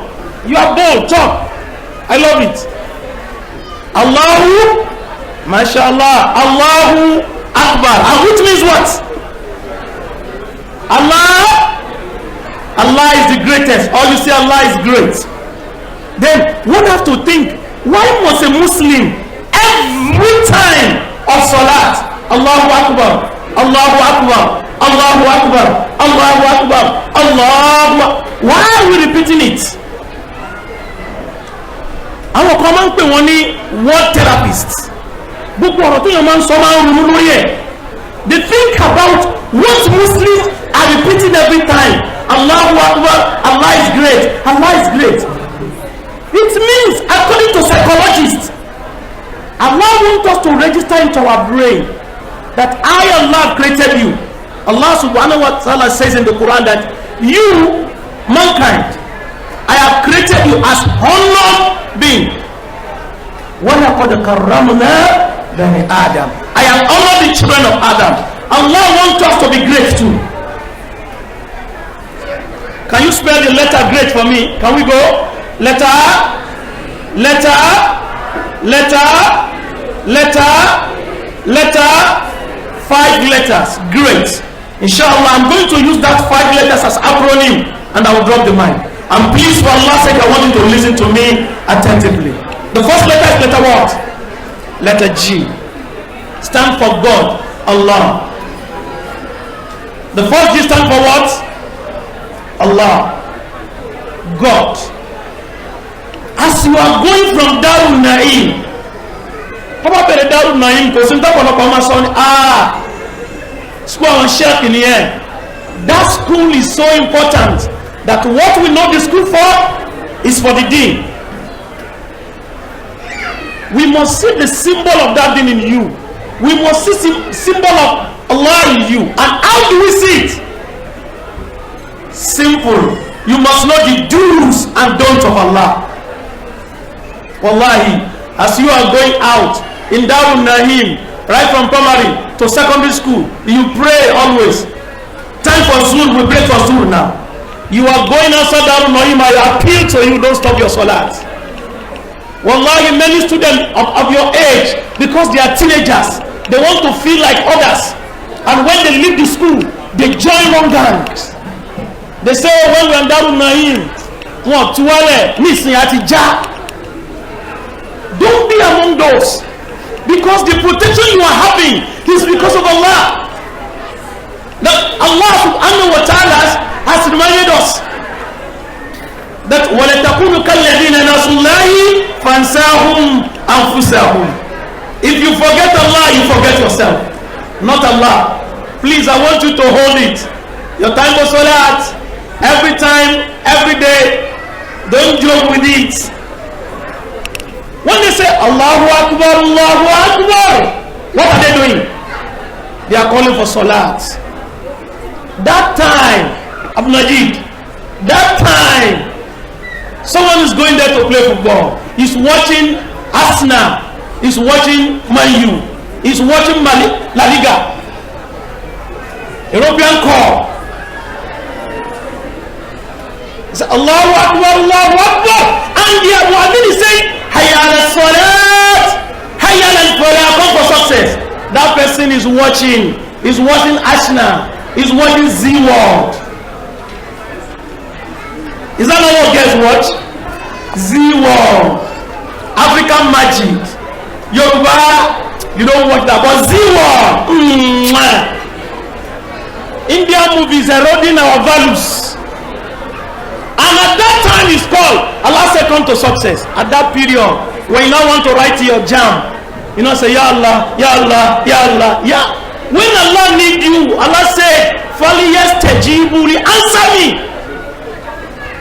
So number one is what? God. Learn the do's and don'ts of Allah. The second part of the G is your goal. That brother in the middle. I said the second part of the G is what? Is what? Goal. It's because you are not listening. I want you to look at me. The second part of the G is goal. A goalless man is a godless man. Can you repeat that to me? A goalless man is a godless man. If you don't have a goal, you walk like a goat. If you don't have a prescribed, a focused life, it will be shattered. As As you are leaving secondary school, your feelings should be telling you, what exactly do I want to do? A doctor, lawyer, accountant, engineer. Your focus must be unshattered. Think of what your parents have spent. Think of when they have been raising you. They want you to be better than them. They want you to be the best version of yourself. Look at what Daaru Naim has done. Look at the teachers. Look at the principals. Look at all the tutors. Look at how they sweat. Not because of money alone. Because someone like you will go tomorrow, you will become great in life. Look at what Sheikh said. He said, tomorrow I want you to see you to become president, to become governor. He's someone that has focus. Make sure you observe where you are going and your path in life. Sit down. Sit every day and plan your day. Many people, why we don't achieve what we do is we just join up. We just wake up and sleep. We don't plan. When you leave this place, where are you going? Tomorrow, what do you intend to do? How much do you sit down and plan your day? This is how we see those who are changing the world. Somebody asked Dangote, you know Dangote? You know Dangote? And they asked him, what is the secret of your wealth? He said two things. He said, number one, I read and I practice what I read. He said, number two, I don't spend a minute without planning it ahead. Who can remind the two things? Number one, I read and I practice what? Number two is what? I don't spend a minute without planning ahead of it. Àwọn tó tún ayé ṣe tó yáyé padà, wọ́n padà wo àwọn àṣírí nínú agbára tí wọ́n ń lò. Òun ni pé wọ́n kì í dédé kàn ṣe. Wọ́n kọ́kọ́ máa ń ronú kan tó ṣe, wọ́n plan yẹn lẹ̀. Wọ́n kọ́ lẹ̀, wọ́n fi síbì kan. Psychologists made us to understand anything you write down, you have completed that task 45%. Tó bá ti lè kọ̀ọ̀kan lẹ̀, ó ti ṣe kíní yẹn already 45%. The next is action to go along with it. I want you to rise. Don't spend your days without planning. It's very much important. That is part of your goal. Part of your goal, you think, what I want to become. You sit down. So Allah subhanahu wa ta'ala was telling us in the Quran, you recite Surah Al-Fatiha every day. Alhamdulillah Rabbil Alameen, Ar-Rahman Ar-Rahim, Malik Yawmiddin, Iyyaka na'budu wa Iyyaka nasta'in. What next? Ihdina Siratal Mustaqim. Meaning what? Guide us. There's a sheikh in Islam, they call Imam Alusi. He wrote a book in his tafsir. He said, Ihdina Siratal Mustaqim means two things. Number one, Allah, guide me on this part of Islam. Number two, Allah, guide me towards how I am going to be someone that will change the world. Because we are already in Islam, you're on the right path. But what am I going to do to please you and to change the world? That's the question. Anytime you recite, please let it come to your brain. Some people, they are going to be doctors. Some people, they are going to be lawyers. Some people, they are accountants.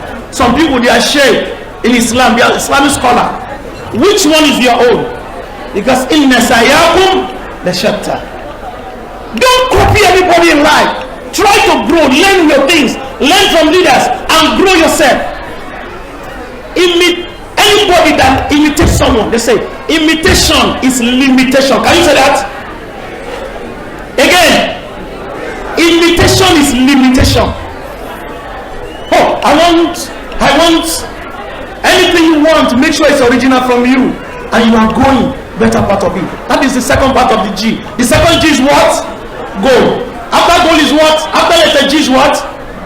Letter R. The first part of R is read. Read. Readers are what? Readers are leaders. But that's not true. Readers are potential leaders. Until when you practice what you read, that is when you become a leader. And that's why I'm going to appeal to you. Read. Someone was asking, as a youth, they said, Mr. Davis, how can I become the best among the rest? I say it's simple.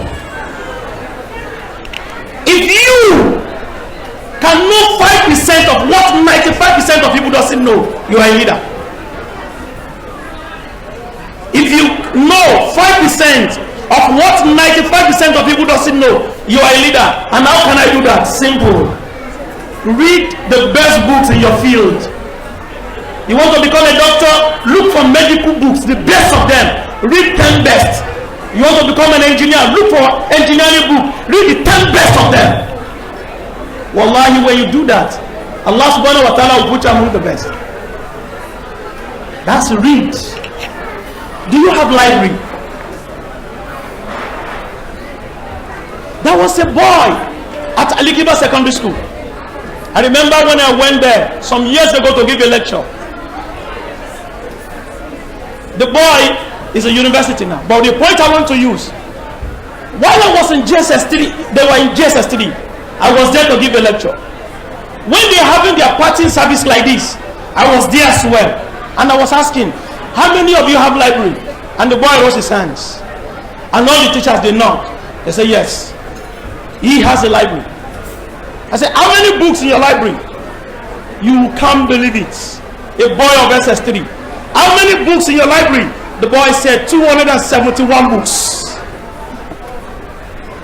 What? Can you imagine that size of library? 271 books. I said, how do you do it? The boy said, every month I buy 2 books. Right from SS1, they made him head. He was assistant in SS1. When he got to SS2, he was the head. The boy talked and he go copiously. He speaks Arabic fluently. He recites Quran excellentially. Because you become what you read. This is what you read that makes you become and go higher when you practice it. Have your library. Buy books with your money. The first book I ever bought in my life when I was in SS1, I was also going to buy Effective English, and I got to Oshodi. That was the first time I would see English Quran in my life. I saw the book Quran English and I bought it. Mamadou picture translation. And I got to my mother, said, where's the book I asked you to buy? I presented him Quran. He said, give me. I knew Lord, I will English Quran. But it was a turning point in my life. Please don't joke with reading. Never waste time in reading. Because I can see it at Daaru Naim. I first branch at Daaru Naim school when I was coming here. I see one of the quotations in Arabic there is, it is what you know that make you know. Wallahi, it's a principle word you have to hold with yourself. The second R is relationship. What do I call it? The first letter is what? Letter R? Please speak. Letter G, and that G is for what? God. And the second R, the second letter is what? The first part of R is what? The second is relationship. Someone said life is a preposition. You are sitting on a what? On a chair. I am standing on the podium. I am in front of the cameraman. I am below the roof. Something connect with something. That is why the person said life is a preposition. And that is why think of your relationship with people. It is not enough to be an outstanding academic student. It's also enough to be morally upright and have a good relationship with people. And the part of your relationship with Allah, I've mentioned that. Like Muaz bin Jabal was asking Prophet Muhammad sallallahu alaihi wasallam, and the Prophet was telling him, you take care of Allah, Allah will take care of you. The second one, your relationship with your parents. I want you to look at that place, rise up and look at that place and say, thank you mommy, thank you daddy. Can you say that please? Louder, say Jazakumullahu khairan. Wallahi, they have done wonderful for you. They are here since morning till now because of you. You are the one that bring them here. They spend most of their life on us. Our relationship with our parents is so pathetic and so perfect. And that is why, as Muslims, one thing I want to remind you is never for once or for one day forget who they are. When you get back home today, go back to them and thank your parents. Appreciate them for this wonderful day. At night, when you're about to sleep, go to your dad and appreciate your dad. Go to your mom and appreciate your mom. They've done wonderfully well for you. There was a boy. He finished university and he came back after service. He was looking for a job. He went to a company for interview and they asked him, the man that owned the company meet the boy. He said, what are you doing here? The boy said, I came for interview, sir. The man said, for interview? He said, yes. He said, what is the job of your parents? He said, well, oh, my mom is washing clothes. I lost my dad when I was 6 years old, but my mom is washing clothes. The man said, what? Actually, yeah, from the university. The man was shocked. The man said, look, go back home. Lọ́wọ́ òróró zaitun kò fi pa ọwọ́ ọmọ mi ẹ̀ tó bá di lọ́la kó padà wá. I don't see correlation. I came for interview. You asked me to use soil to rub my mommy's palm. Doesn't connect. The man said, go back home and do what I asked you to do. But the one had delay. Ó ní mommy ní sọ ti rí iṣẹ́. Ó ní ẹwù mi tí ìṣẹ́ jáde ẹmọ ọwọ́ yín wá. Wọ́n ní kí n fòróró pa yín lọ́wọ́ èmi ò mọ́rí sí o. Ẹ ṣàgbọ́wọ́ yín wá ó ti ra òróró yẹn. Bóyá mommy ẹ̀ ṣe lọ́wọ́ báyìí. There was big palm. Ihò ńlá in the two palms of the mother. Ihò ń bì ó ti jẹ́. Ọmọ yẹn ni what? Mommy, what is this? And the mommy was trying to hide it. He said, bring it, mommy, what is this? And then I sustained this injury when I'm washing. The boy cannot contain. He started crying. He said, mommy, if you take it for sure, you should have stopped washing now. The mommy said, my son, if I stop washing, you will stop schooling. Stop washing. You will not need love anymore. You know your father's family didn't support us.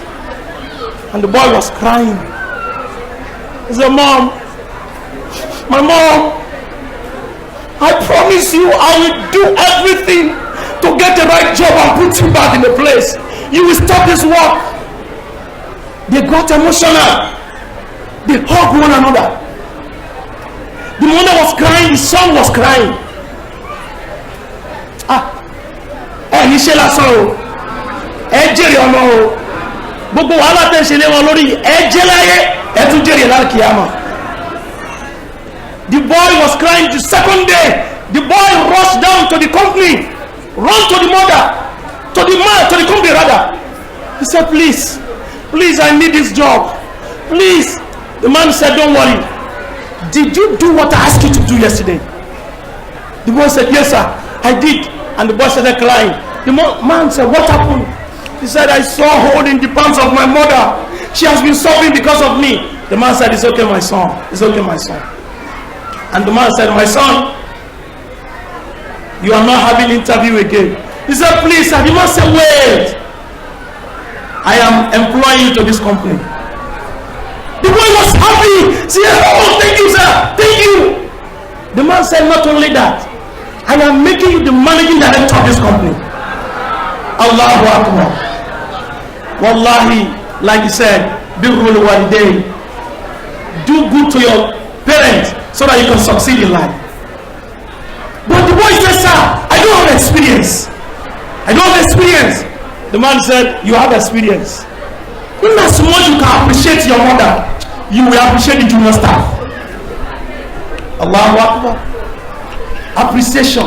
Some of our mothers are under discussion song at Oshodi, at Yamapada, selling sachet water, selling vegetables, under serious song because of us. They don't buy clothes. They buy nothing. They only pay our school fees. Because of time.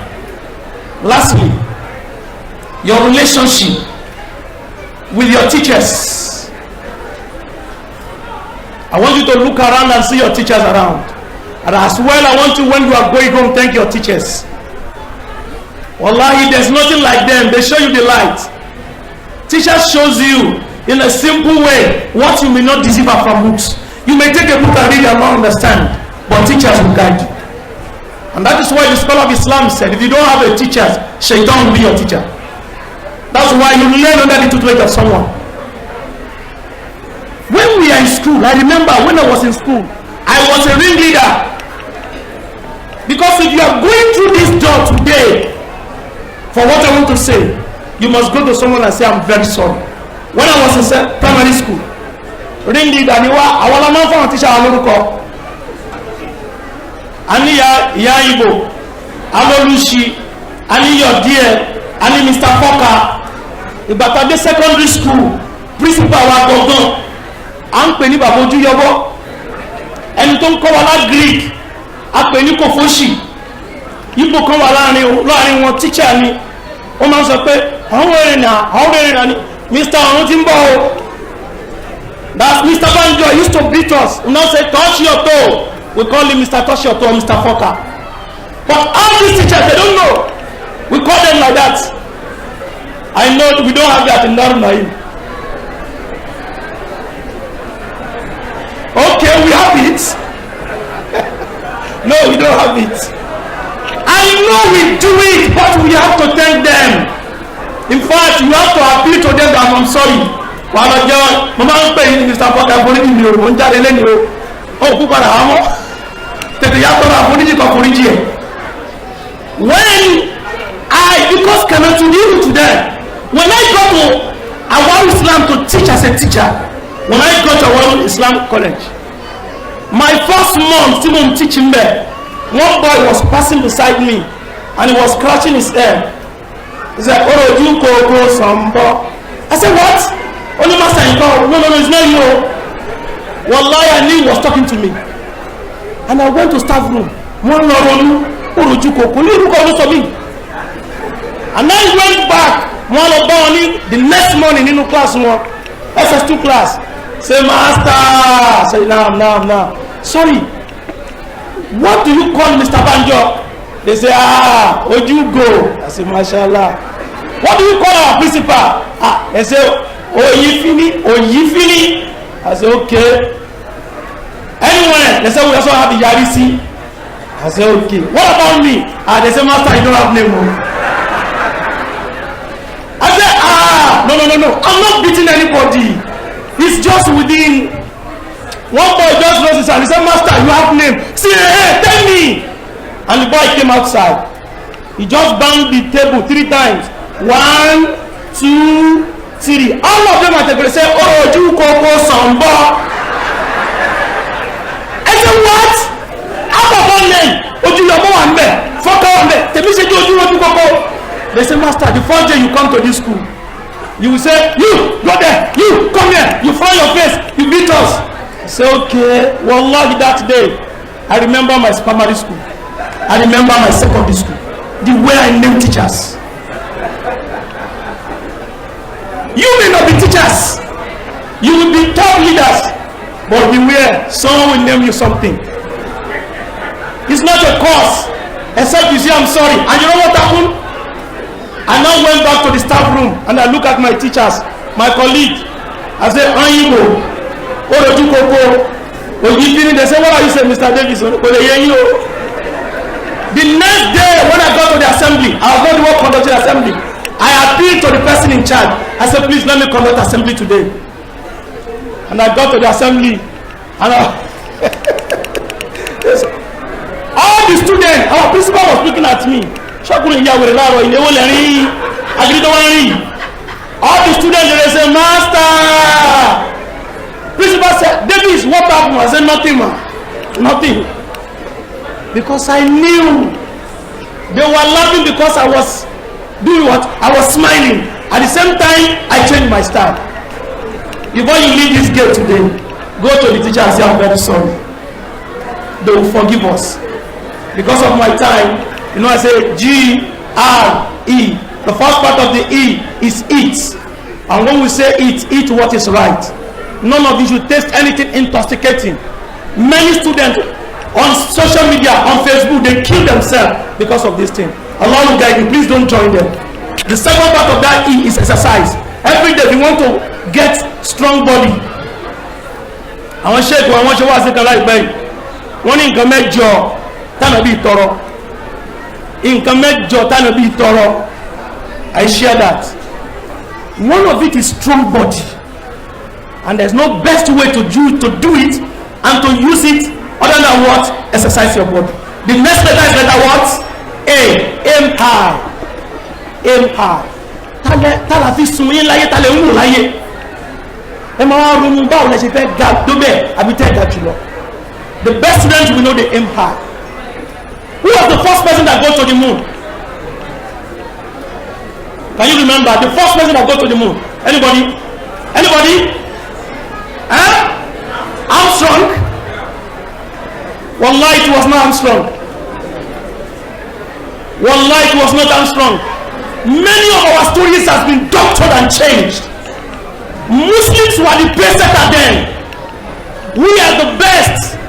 Most of our things, we Muslims are the inventors. But the challenge is we forget our stories. And we become storyteller than to become the story actor. Let me tell you. Number one, alphabet. Is that not what we call it? Alphabet. It's English letter. Ask any Englishman that what is the meaning of alphabet. They will say English letters. But do you know where they derive it? Alphabet. Alphabet. Wallahi, they don't have alphabet. They only have alphabet. Arabic word. Alphabet. Arabic letters. They nationalize it to alphabet. Alphabet. Mozambique is the name of the scholar Musa Bumbaki. It's because they cannot pronounce it. The whites that found the place, they say Mozambique, and they turn it to Mozambique. Wallahi, is a loss. Today in USA, you have Honolulu. Is that not? It's a state in USA. Wallahi, it was two founders, Muslims. They were searching for diamonds. Alulu. And they saw it. They said, Yafi, I saw it. Alulu. They said, Lulu. Wallahi, today is Lulu. Everything I'm saying, go to Wikipedia and check. Go to Wikipedia and check all this I'm saying. You will know it's right. Muslims have the treasure. We lost the treasures. And that treasure is in you, the giants that are going to raise for Islam. You have been prepared. You have been raised for the deen. And Allah will honor you. You are going to make our name great again. You are going to be the next Salahuddin Al-Ayyubi. You are going to become the Sheikh Imran Zuri. You are going to become the next Sheikh that first school of thought. Imam Malik, Imam Shafi, Imam Ambal, and Imam Ahmad. We are seeing it among them. Allah will use it for Islam. Allah will make you use it for Islam. Allah will turn it to a solution to Islam. And Allah will use and your progeny and your family. Great. Our Obi, Kidogo Mike, Allah Swale Soreo, Ajere Wo, in Kenya, Kanimo Convert to do a power. To your long, and your Leshisha, you go to West. And Mobusha West, in Milan School, primary school. Time about to watch the primary 6 and the secondary school. Time go along.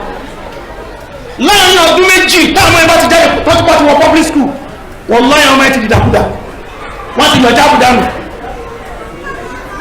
Kódà ní secondary school wọn ìmí ò padà di àwáwà fẹ́ni àwùzùbìlà ní ìmọ̀ bóyá ará àgẹ́dọ̀ ní mọ́mọ́ tó ń jà wáwà ṣùgbọ́n ará agége mọ́ tó ń jà wáwà ará sàlẹ̀ ọjà mọ́ tó ń jà wáwà kò sí tó sọ́wọ́ di bẹ́ẹ̀ ni pé education yẹn ò continue mọ́ wá bẹ̀ wọ́n torí Ọlọ́run wọ́n ti announce continuation education fún wọn. Àrísìkí tá a fi ṣe agbára tá a fi ṣe àlàáfíà tá a fi ṣe Ọlọ́run dàlẹ́ wa lọ́wọ́ ẹ jẹ́ ká àwọn yìí continue education wọn àwọn ògo Islam rẹ̀ lọ́la ọba àánú yóò ràn wá lọ́wọ́ máa parí ọ̀rọ̀ mi pẹ̀lú short story yìí ẹ̀yàn student rẹ̀ ń bá wí ọkùnrin kan wà ọba ni ọmọbìnrin kan ló bí ọkùnrin yìí wá fẹ́ tó wọ pé ọba yìí tó wọ pé mo ti dàgbà mo nídìí ẹni tí ó ṣe kí ni o ẹni tí ó jogún. He now called all the bachelors in the village to come. He said, I want someone to marry my daughter, my only daughter. But before you marry my daughter, there's a competition. They say, no problem. They say, what is the competition? The man said, you are going to swim. There is a pool. Odo kan wà nínú nu ọgbó yẹn ẹ máa wẹ̀ láti bí ẹni tó bá wá kọ́ jáde lọ́hùn òun ló ń win òun yóò fẹ́ ọmọ mi ọgbó yẹn simple ṣé ká wẹ̀ láti bí débẹ̀ yẹn àwọn ọmọ Ẹ̀pẹ́ àwọn ọmọ Ìkòròdú àwọn ọmọ Èkó wọ́n ti sáré débẹ̀ wọ́n ti ń bọ́ṣọ ibi tí wọ́n ti ń bọ́ṣọ yẹn láti wọnú odò pé kí lè léyìí hippopotamus nínú odò they say no king is not possible. King was looking at them. Another person wọ́n mọ̀ pé ṣèbí hippopotamus kan ni àtún dọ̀jì ẹ̀ báyìí àbọ̀ sí báyìí ìyẹn tún ní kó ń bọ́ ṣọ ló bá tún rí crocodile wọ́n ló kéé king yìí fẹ́ pa wá ni he want to kill all the boys here so that his own daughter will inherit. They say no as they were thinking listen up as they were thinking someone just jumped they just had a splash in the water talu. Hey, he want to kill himself because of girl. He was swimming faster, and the hippopotamus and crocodile they were running after him. He was swimming, dodging. At the end of the day, he got out of the water. The king said, "Come, wallahi, I was not expecting anybody to get into the water. Look of every buying level me. And tó bá dúró tó ronú pé kí lóun lè ṣe táwọn tó kù ti sá lọ òun ló win. Me expect anybody kó bọ́ sínú odò yìí kí ló ní tí wọ́n wá bọ́ síbẹ̀ àwọ̀ ó ti wí ní ọmọbìnrin ni o property ni màá tún dá sí méjì màá kó fún ẹ now tell me all of that things because you are a winner you know what the man said he said sir I don't want anything the only thing who push me inside the water who push me inside this water I Abdurrahman Davis I have pushed you inside the water of success. Lion is there, crocodile is there, hippopotamus is there, but it depends on you. Allah make you to scale through and to win. Wassalamu alaikum wa rahmatullahi wa barakatuh.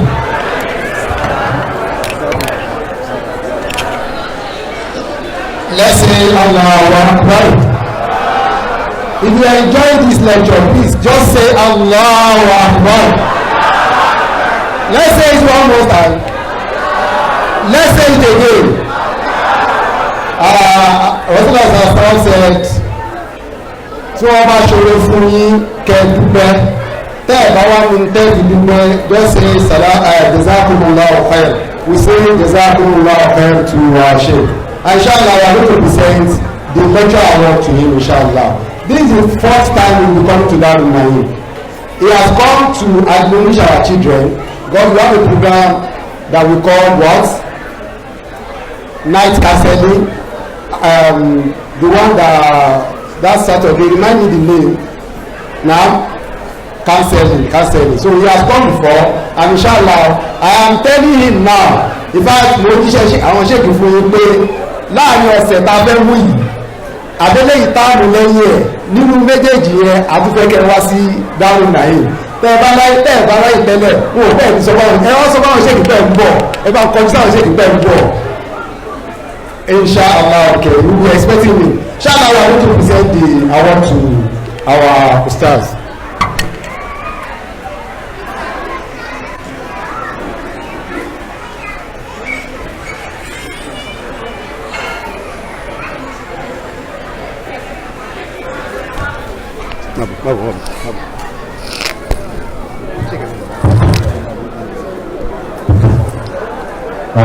Lórúkọ Daaru Naim àti lórúkọ ọ̀nà gbogbo wa dúpẹ́ ìdúró adẹ̀dúpẹ́ ọ̀rọ̀ tó bá wọn sọ àti gbogbo ìgbà tí a ń pè ní káàfù ní pè ní ọlọ́wọ́ bá wa dúpẹ́ fún ní ẹ̀ṣẹ̀ ọ̀gbọ́n àdúpẹ́ ọlọ́wọ́ bá wa ìjọ ńlá yọ̀rọ̀ wa sí ilé ìsọ̀rọ̀ orí ààrùn ibi àṣẹ ìpín ìsìnkú àtẹ̀lẹ̀ sí ìpín ìlú àti ọ̀pọ̀lọpọ̀ orílẹ̀ ti kọ́ tí ń sàlàyé fún tí ń ṣe àlàyé ẹ̀sẹ̀ fún púpà lẹ́bí ọlọ́wọ́ bá sí ilé ìsọ̀rọ̀ ẹ̀ṣẹ̀ gan àdúgbò.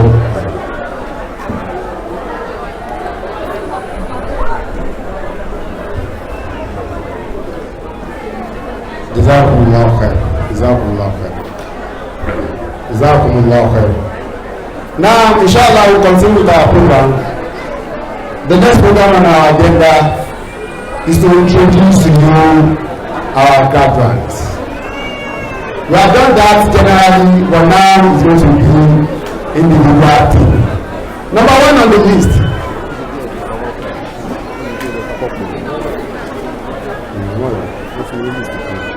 Alima Balogun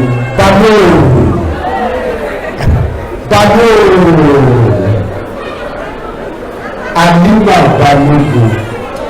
Mrs. Umar. Please, your attention is needed. Not the father, where's the mother? Alaja and Alaji, please come over here. Emma, and all other wishers. Emma, bí ìbáyẹ̀mú mi tẹ́lẹ̀ kọ́lá tí mo kàn mú ọkọ̀ balẹ̀. Farida, come now. I know you very well. Mr. Taye. Alhaji, wàláì mo bá yín dúpẹ́ nínú ọkàn aláti rí náà lẹ́gbẹ̀ẹ́ ènìyàn náà sọ pé alhamdulillah. Mo lè sọ pé lẹ́yìn pẹ̀lú yín wá kàwé láfààní nínú fámìlì yìí lẹ́nu tó gbé àlẹ́ mẹ́rin torí kò sí òun ṣe iná àdéhùn ìfọ́nà ọ̀sán ìlera ìfọ́nà iná dáadáa à ń ṣe yẹn Daaru Naim èyí náà mà ṣe mo parọ́. Ẹ̀wọ̀n ọ̀fẹ́ kan fẹ́ ṣe fún mi ẹ̀kọ́ fún mi ní 50,000 naira kẹlẹ́jọ mi nígbà mi kékeré 50,000 naira péré kẹlẹ́jọ ọjọ́ èmi ọjọ́ ayọ̀ mi pé ní wọ́n pé mi yóò gbòòrò mi àbí mi yóò dùn ẹni ojú mi kẹsàn pé mi yóò dùn alájà mú ń bọ̀ orí ti dọ́dọ̀ yìí o.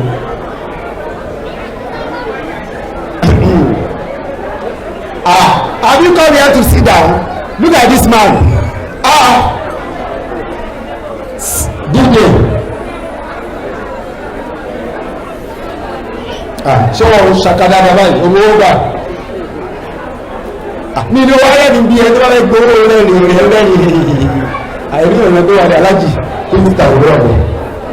Ok, no problem. Ẹ máa wọ̀ ní àwọn bí láà dì sí àbájá. Táìmù tí mo lọ, ibẹ̀ ní kíta mi lọ. Alájà gbogbo yìí o. Níbo ẹ̀dá padà? Èmi alájà, èmi àti oya a manage ayé manage gẹ́lá wà lẹ́ni dísì ìyàwó sáyé change rẹ̀ alájì rẹ̀ owó tí bẹ́ẹ̀ bá ń yọ ọyẹ́ complete káyé tó ṣe pápá Mr. Taye ṣùgbọ́n ẹ má jẹ́ sọ speaker ẹ má jẹ́ sọ káwọn èèyàn má gbọ́ mélòó ló wà ń bẹ ẹ má jẹ́ kí ìyàwó èèyàn gbọ́ ọ ṣe ṣú alájà ọlọ́jà jẹ́ ìlú ẹjọ́ àwọn ìjọba ọlọ́run ọ̀rọ̀ olówó yìí bí elétọ́rọ̀ àbáwá sọ alìfọwọ́sọ̀yà pé pẹ̀lú ìgbọ́ ọlọ́run àti tírèlì ọmọ yìí tí ó jẹ́ ya rí láwùjọ ó wá ń bọ̀ wálé ẹtùbà wà ṣiṣẹ́ lè lórí ọlọ́run àkẹrẹ ọjà jẹ́ ìlú. Mrs. Mary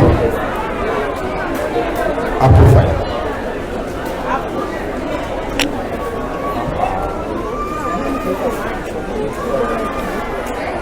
Okay. Ó dáa náà ẹjẹ́ kan lọ́jọ́ pé ká máa dáhùn dúró. You have your seat.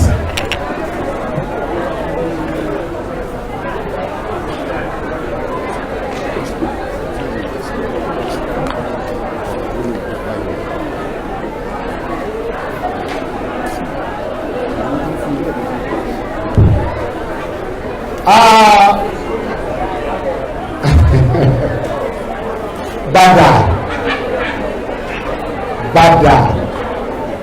Please remind me her name. I'm forgetting her name. Maybe it's because you are growing. Well, now we are already meeting you down in Naim. Because you are good children. Allah. Okay. Remind me her name now. I'm forgetting her name. Iman Bada. Where's your mother? Where's your father? Iman Bada.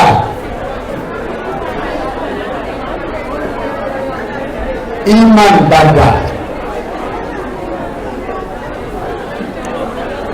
Our principal please your attention is needed sir principal ẹ máa bọ̀ wáyà alájà àwọn ìsáwárà rẹ̀ bá máa sọ̀rọ̀ dáadáa ó dẹ̀ wọ́n lójú èdè àwọn ẹ̀sán fún mi àbúrò ẹ̀yẹ láti mọ bàbá ìjà rẹ̀ àwọn àti sọ̀rọ̀ dáadáa ni àwọn sọ̀rọ̀ lójú tó ń gbà àwọn sọ̀rọ̀ lórí fún ẹ̀yà asá fún mi lónìí kò dá bẹ́ẹ̀ là ẹ bá ṣe bẹ́ẹ̀ àyẹ̀kú sọ̀rọ̀ ìjà rẹ̀ bàbá ẹ̀kú oríire ẹ̀kú ọ̀nà ọmọ wàláyé tí wọ́n bá sọ pé abiyamọ ló mọ ìyá abiyamọ Daaru Naim ìpàdánù gidi ni wàláyé ọ̀rọ̀ nìkan wà ọ̀rọ̀ eré kọ́ wàláyé òṣèré ọlọ́run jẹ jèrè àwọn yín ọlọ́run jẹ jèrè àwọn yín ẹ bá sàmì ọlọ́run jẹ jèrè àwọn yín ọ̀rọ̀ ìlànà àbú. wọ́n ní ọ̀rẹ́ òwúyẹ ọ̀rẹ́ àwọn òun aṣàkóbá ní àdúgbò ara lónìí ẹja wo ló rẹ díẹ̀ ìdá ẹbí ó sì yẹra ẹlọ́gà ẹ má bíbí sáwọn ẹja dúró ẹkẹ jẹ́gẹ́ mi wà nígbà yìí.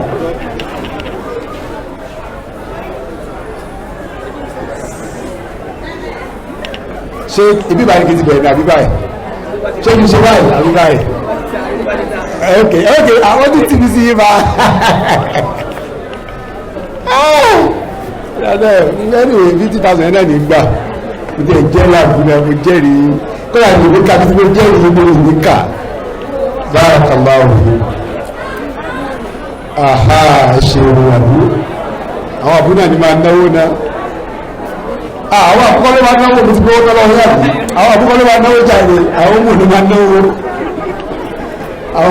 àwọn mú ló máa náwó kó jà wà bù àwọn àbúkọ́ máa sanwó oúnjẹ àtọwọ́ ọbẹ̀ àtọwọ́ kíní ni ṣe kí máa tù àbí kí máa tù ẹ ti pa ní láṣẹ ok kí máa tù eléyìí rẹ kí máa tù eléyìí rẹ ẹni kí máa tù ní o ok tọ́wọ́ mi bá ti kún mi ní tù pọ̀ tọ́wọ́ mi bá ti kún máa tù àbúgbọ̀ ló mú ṣé kí wọ́n tù àbí wọ́n tù wọ́n ẹ̀kọ́ tí wàá kù àbùkíṣẹ̀ gbogbo yìí dáadáa ẹ̀ ń parọ́ ìgbélé ti sìn bó wà ní báyìí bó wà pété ẹ̀kún kí má tù gbọ̀gbọ́ ẹ̀kún iman bada wọ́n láyé ọ̀rọ̀ dáadáa ni ẹ̀dàpọ̀ ẹ̀bá wa mójútó wọn a mọ́ bá ṣe tírèèni wọn ọkọ̀ wọn á dẹ̀ balẹ̀ bẹ́yìn náà tẹ́ mọ́ wá ẹ̀ ń fẹ́ wọn fún dáadáa ni ẹ wá máa ń tẹ́ ẹ fẹ́ tẹ́ fi mọ́ wá sí Daaru Naim ẹ má jẹ́ kí àwùjọ gbòòrò lọ ẹ̀dàpọ̀ ẹ̀ ṣàánú wa ọlọ́run jẹ́ kí iṣẹ́ wọn ti ní àǹfààní ẹ̀yìn lọ́dún gbóná àtúnpè yín o ó gbà ẹgbẹ́lẹ̀ kejì ẹ̀mọ́ ní máa gbowó púpọ̀ àbí kí máa gbàgbà bẹ̀. Abdulkadir Mustapha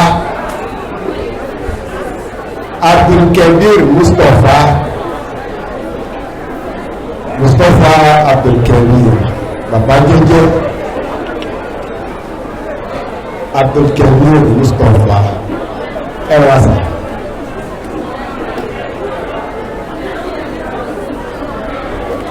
agbìyànjú inshallah.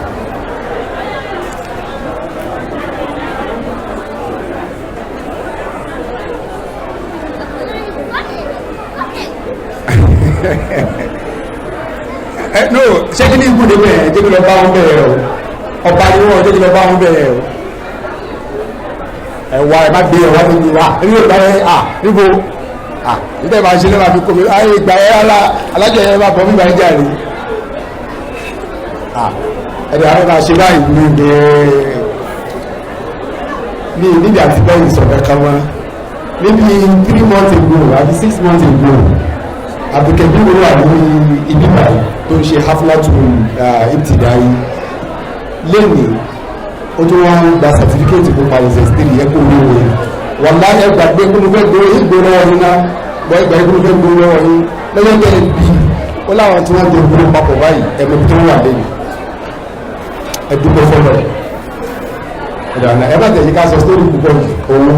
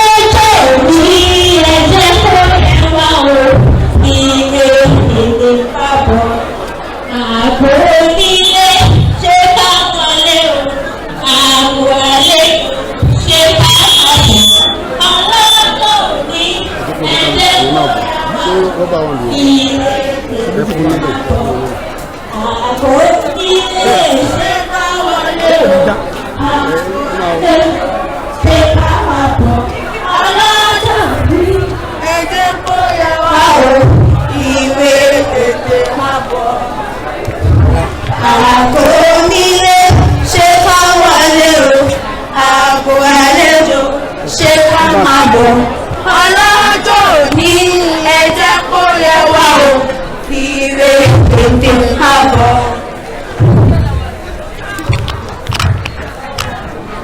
kí ló ń ṣe yín ẹ̀yin ọmọ Danis tẹ́fì ronú bí ọmọ tó gbé lọ.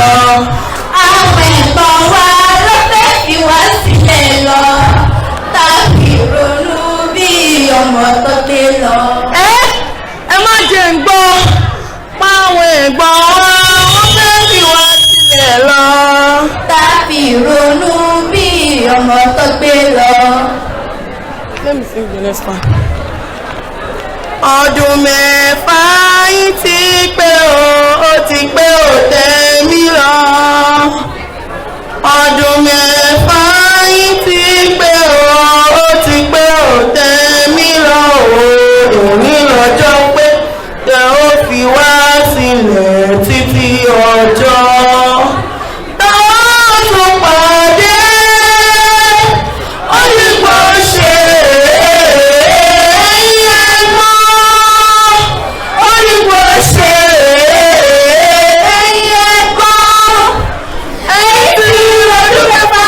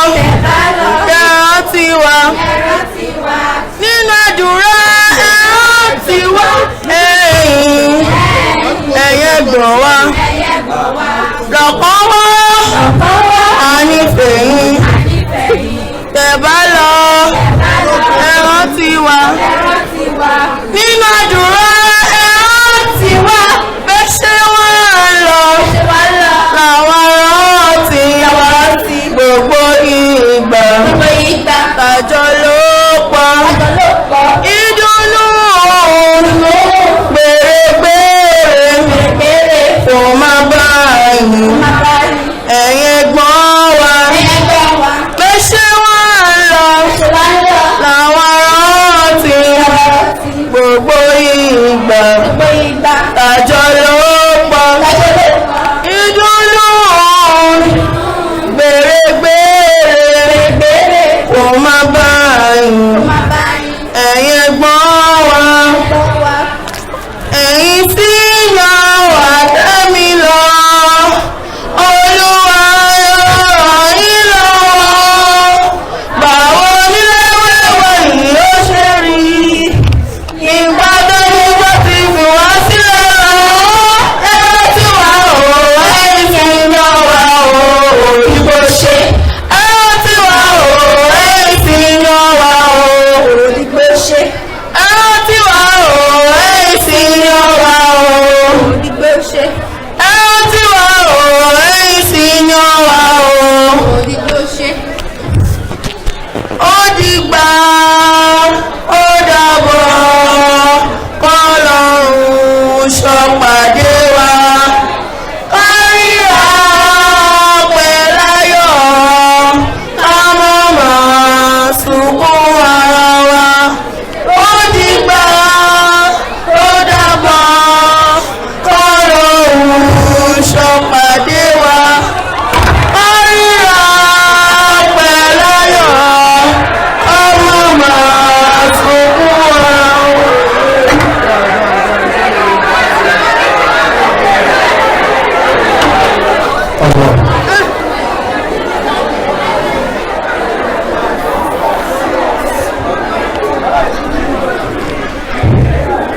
It has not been easy, wallahi. They be together, they breathing together, they drank water together. But now, these ones are going. That is why they are missing them. May Allah help them. Okay, this is another presentation, inshallah. And less than 2 minutes, then we'll wrap it up, inshallah. Assalamu alaikum wa rahmatullahi wa barakatuh.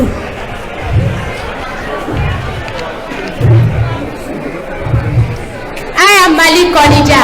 I am here to present to you some rhetorical questions which will be answered in the end. Who knows him? When we eat, he eats not. When we sleep, he sleeps not. When we die, he dies not. Who knows him? We are powerless, he is powerful. We are weak, he is strong. We are creatures, he is creator. Who knows him? None cares, he cares. None provides, he provides. None sustains, he sustains. Who knows him? He gives, we take. He commands, we obey. We request, he bestows. Who knows him? He is Allah, the only one. He is Allah, the King of kings. He is Allah, the ever-living. He is Allah, the all-seeing. He is Allah, the all-aware. He is Allah, the provider. He is merciful. He is ever forgiving. Cry unto him. He will surely bestow you all your requests. Ya Allah, shower your mercies and blessings upon each and every one of us. Wassalamu alaikum wa rahmatullahi wa barakatuh. Wa alaikum salam wa rahmatullahi wa barakatuh. The next program on agenda, inshallah, it is a presentation of academic award. Mr. Falabi.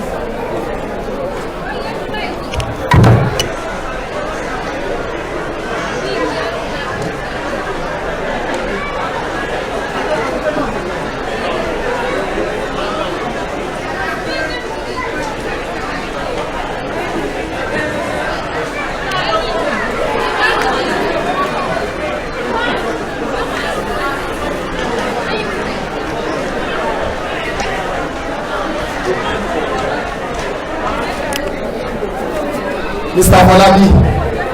Okay, while waiting for Mr. Falabi, please.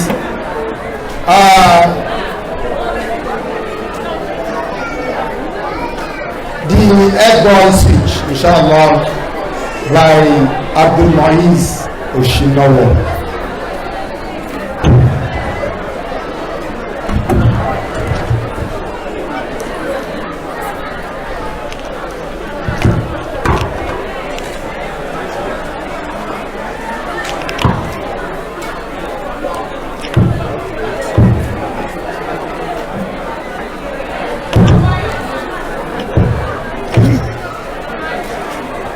Assalamu alaikum wa rahmatullahi wa barakatuh.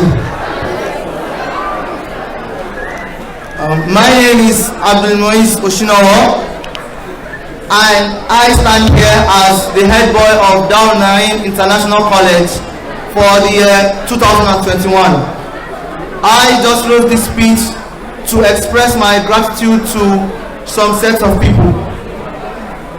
First of all, our dear parents, who have always been there for us till this very stage. You have offered us a great treasure by sending us to this esteemed school. We hold you dearly to our hearts for doing so.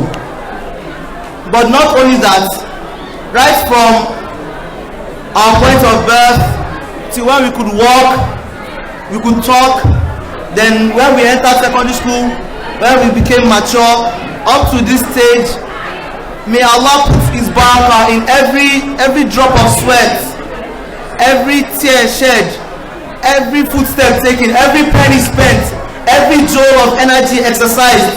May Allah put His barakah in it for nurturing us to this very stage. And on behalf of my colleagues here, I would like to say a huge jazakumullahu khairan to you all. Secondly, my fellow valedictorians, I can remember vividly our first day in school together.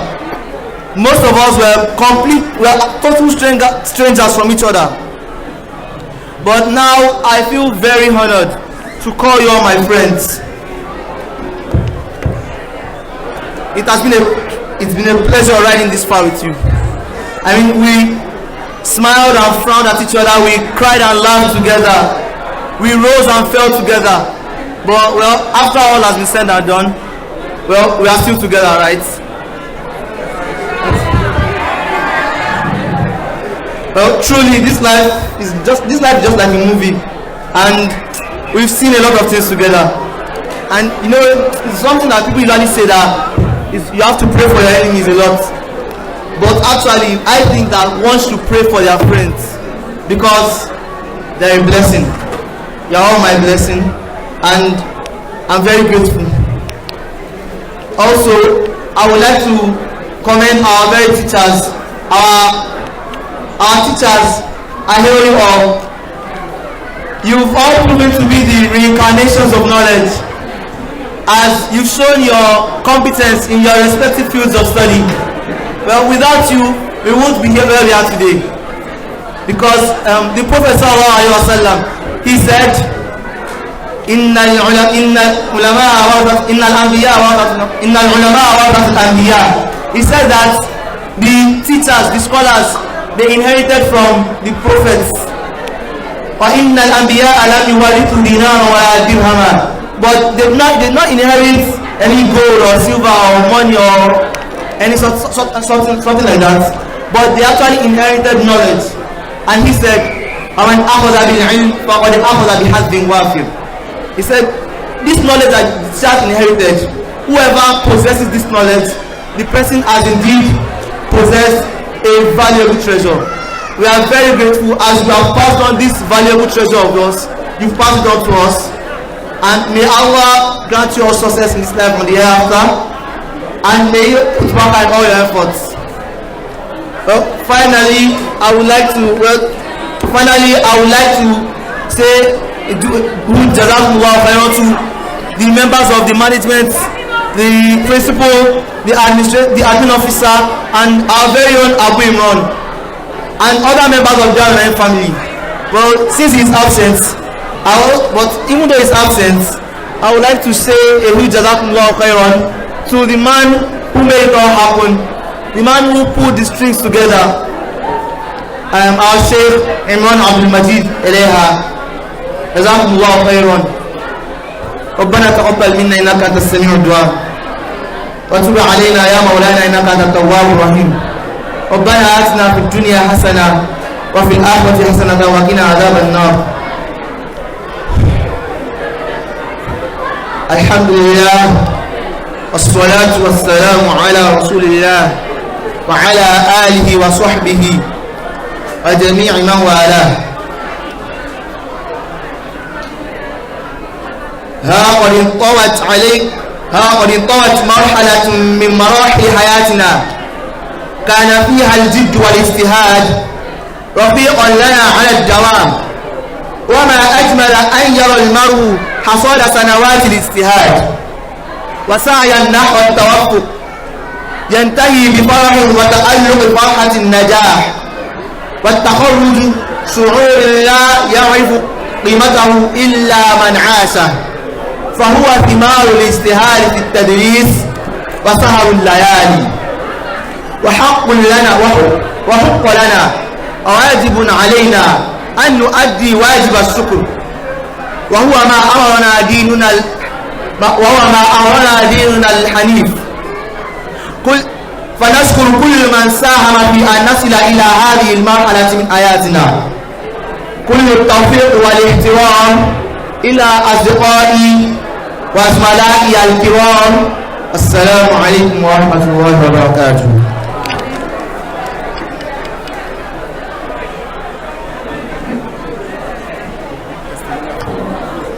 Wa alaikum salam wa rahmatullahi wa barakatuh. We thank you for the word of appreciation that you have tendered on behalf of your colleagues. May Allah continue to see you through the next endeavor. I would like to call on the admin to bring the testimonials for the students. Certificates to be presented. Please bring it forward.